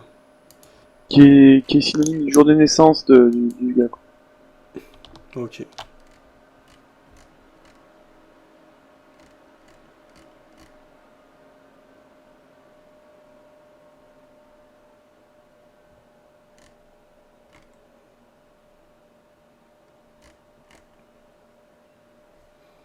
Une stratégie payante, on écoute ce point réalisé par le revenu, avec en invité Gianbeppi Fortis, président directoire de Solution 30. Bonjour et bienvenue sur le plateau du Revenu TV où nous accueillons aujourd'hui le président du directoire de la société Solution 30, Gianbeppi Fortis. Bonjour. Bonjour Dimitri. Alors il y a encore 3 ans, Solution 30 s'appelait encore PC30 en référence à son activité historique de dépannage informatique. Elle est devenue aujourd'hui un véritable spécialiste de l'assistance technique pour l'ensemble du secteur numérique. Après un gain de 34% depuis le début de l'année, l'action est à un plus haut de 1 an. La capitalisation boursière est d'environ 60 millions d'euros. Alors Monsieur Fortis, si l'évolution du cours de bourse est aussi favorable ces derniers mois, c'est parce que les résultats de Solution 30 sont satisfaisants et séduisent le marché. Pouvez-vous nous commenter brièvement les comptes 2012 ? Oui, 2012 a été une très bonne année. Le chiffre d'affaires a progressé de 21% par rapport aux 64 millions que nous avons fait en 2011. Le chiffre d'affaires 2012 est de 77 millions 100. Et surtout, il y a une forte progression de la marge. Notre ratio résultat courant sur chiffre d'affaires pour 2012 s'établit à 5,4% contre 4,4% une année avant. Donc, bonne progression du chiffre d'affaires et en même temps de la rentabilité. Et quels sont vos objectifs pour 2013 ? Nous avons réalisé récemment une acquisition, en fait 2 acquisitions, et avec ça, nous visons les 100 millions d'euros pour 2013. C'est la 10e année depuis notre création, donc c'est une année symbolique et le chiffre 5 millions de chiffre d'affaires est un chiffre également symbolique qui est important pour un secteur où il y a beaucoup de petits acteurs. Donc 100 millions d'euros, on parle de chiffre d'affaires. Est-ce que vous avez une indication à nous donner concernant le niveau de rentabilité, au moins le situer par rapport à celui de 2012 Oui, vous savez que notre niveau normatif s'est toujours situé entre 8 et 9%. Nous avons eu des éléments exceptionnels en 2011 qui nous ont pénalisés. Nous avons redressé la barre en 2012 et on va continuer dans cette même dynamique. Donc la rentabilité va continuer à croître sur 2013 et progressera à partir des 5,4 que nous avons fait en 2012 pour aller vers les 8% qui est notre marge normative. Et aussi, un des enjeux majeurs de cette année sera l'intégration des activités de la société CIS Infoservices, dont vous avez récemment annoncé l'acquisition. Est-ce que vous pouvez également nous rappeler les principaux points de cette opération ? Tout à fait. CIS Infoservices est une ancienne filiale du groupe Vinci, spécialisée dans l'assistance technique sur 2 marchés essentiellement, celui de la monétique et du retail et celui de l'informatique. Le fonds de commerce est très bon parce qu'il contient des clients comme McDonald's, Système U ou Intermarché. C'est une société qui avait souffert à cause d'une structure centrale qui était un peu trop lourde. Voilà. La chance que nous avons est de pouvoir reprendre la structure opérationnelle avec le fonds de commerce tel quel, sans la partie centrale qui était trop lourde. Donc nous greffons simplement cette machine opérationnelle sur notre structure centrale et à partir de là, nous avons une opération qui est vraiment très réductive. Et quel est le chiffre d'affaires des activités que vous reprenez ? Une vingtaine de millions d'euros sur année pleine. D'accord, donc pour un montant d'acquisition...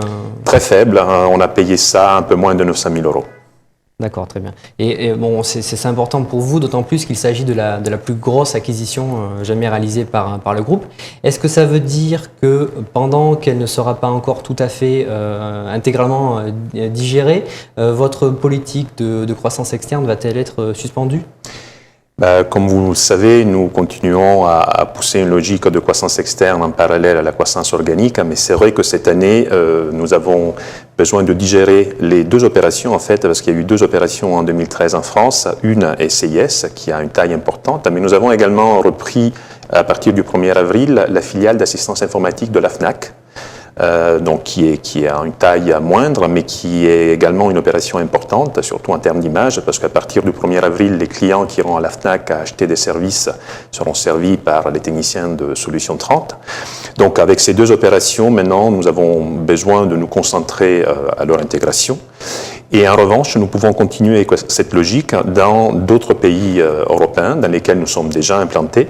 La logique est toujours la même. Nous laissons le temps aux filiales de croître de façon organique à quelques années et ensuite nous commençons à engranger de la croissance externe. Donc nous sommes à la recherche de cibles à l'international. D'accord, donc c'est pour ça que vous avez fait évoluer les statuts de la société en SE, Société Européenne, que vous allez proposer à la prochaine Assemblée Générale le transfert du siège social au Luxembourg. Selon vous, quels sont les pays les plus prometteurs sur vos différents marchés ? C'est exact. Nous avons une logique européenne et surtout, nous voyons un très fort potentiel en Allemagne. C'est un marché qui a une taille plus importante que le marché français et c'est un marché qui est encore plus fragmenté avec beaucoup de petits acteurs régionaux. Donc nous voyons là un très fort potentiel et surtout un marché qui est, je dirais, idéal par rapport à notre modèle. Maintenant, la problématique est d'en être plus proche. Donc, c'est pour ça que nous avons décidé de nous situer à mi-chemin entre Francfort et Paris. On est à peu près à 2h30 de chaque ville. Et de créer une structure de supervision et de pilotage de l'ensemble des filiales. Très bien. Merci beaucoup, Jean-Bépi Fortis. Merci. À bientôt sur le Revenu TV. Voilà, donc ça c'était un point d'un gérant d'entreprise. Alors que les acheteurs continuent à mettre la pression sur le DAX, on va voir jusqu'à où ça nous mène. Tranquille, hein, là on n'a pas de raison de prendre position supplémentaire pour le moment. Je pense pas de toute façon qu'il y aura de position prise avant 7776, donc on est encore assez loin. Ce sera dans cette zone là. On peut y aller assez vite hein, si les acheteurs sont vraiment motivés. Voilà, faut se rappeler qu'on reste quand même sur une phase de retour à l'intérieur d'un canal de fond baissier qu'on voit ici en H1. Tiens, d'ailleurs il est pas... C'est pas bien tracé, c'est quoi ce bordel? Partie haute du canal, on va la remettre parce que t'es pas bien tracé là. Ok. Je crois que je vais m'arrêter là, moi, pour aujourd'hui. Donc voilà ce que ça donne pour l'instant avec des acheteurs qui sont pas mal revenus, mais on reste dans une dynamique de fond baissière et donc en M5 on voit qu'on retrace un peu plus 38.2, mais que la dynamique reste baissière. On a surpassé là, la partie haute du triangle d'élargissement dans lequel on se trouve. Le support oblique haussier est toujours de mise. On a fait une phase d'impulsion haussière, correction, impulsion haussière, correction, impulsion. Pour être dans la dernière phase d'accélération, on verra ce que ça donne. Si on trace le haut du canal, donc la partie de résistance, là c'est un peu compliqué. Ah, on marque de nouveau plus haut là sur DAX. Belle accélération. Nouveau short pour moi.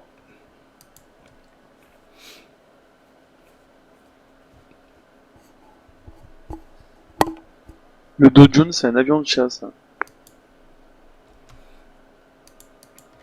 Donc j'ai pris moins haut que ce que je voulais. Mais je vois que les acheteurs ont du mal à chaque fois à acheter nouveau plus haut. On va voir si ça se retourne. Ça risque d'être contre-tendance. Dans le pire des cas, si on monte trop, je couperai au fur et à mesure. Avec les bonnes performances réalisées ces derniers jours.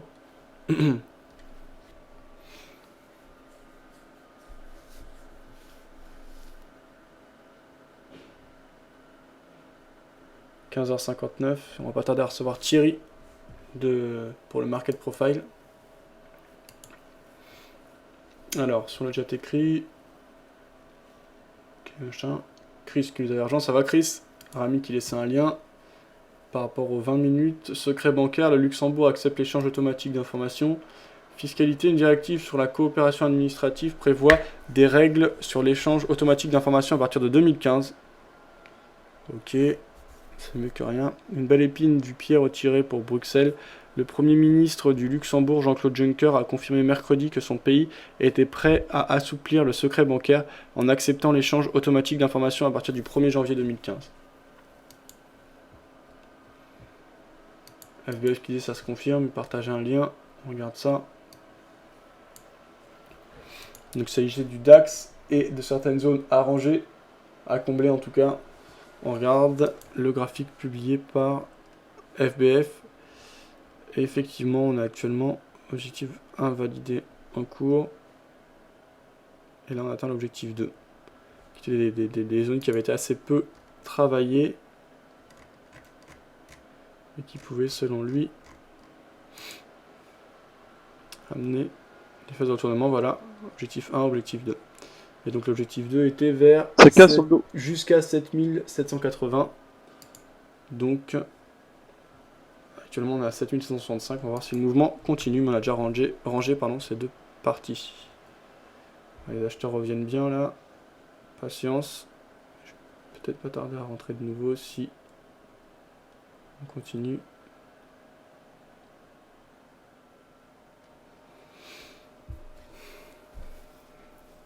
Pas cumuler les prises de position trop rapidement. Surtout pas ramasser un couteau qui tombe. Donc essaye toujours d'entrer sur des phases d'accalmie, de ralentissement. Là on est en impulsion. En plus on est trop près du point d'entrée précédent. Pour le moment pas de nouvelle prise de position. On a 84,10 € de gain en cours. Donc on va voir ce que ça donne.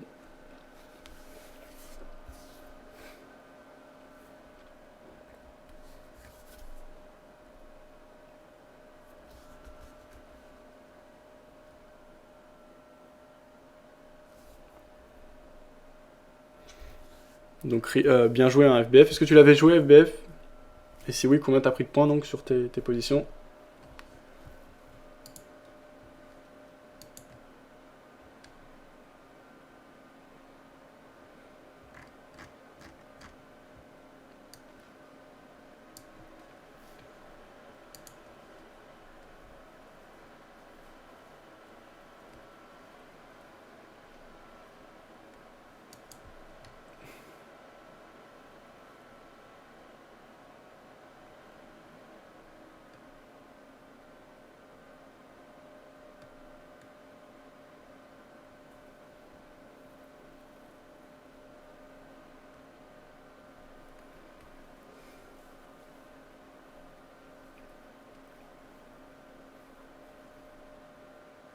Duplex Bourse ce jour en direct de la salle de marché de Bourse Direct. Avant ça, j'aimerais bien écouter le match des traders, mais je sais pas s'il est en ligne.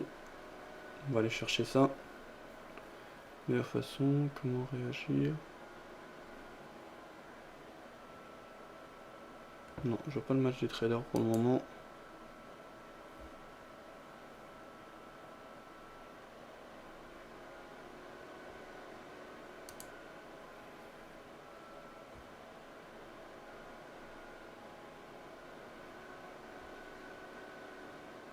Ah, j'ai juste coupé l'émission pour que ce soit sûr d'être enregistré. Je vais reprendre en 2 secondes parce qu'on avait reçu Nicolas Chéron et si je l'ai trop longtemps, après on va pas pouvoir avoir accès à l'émission.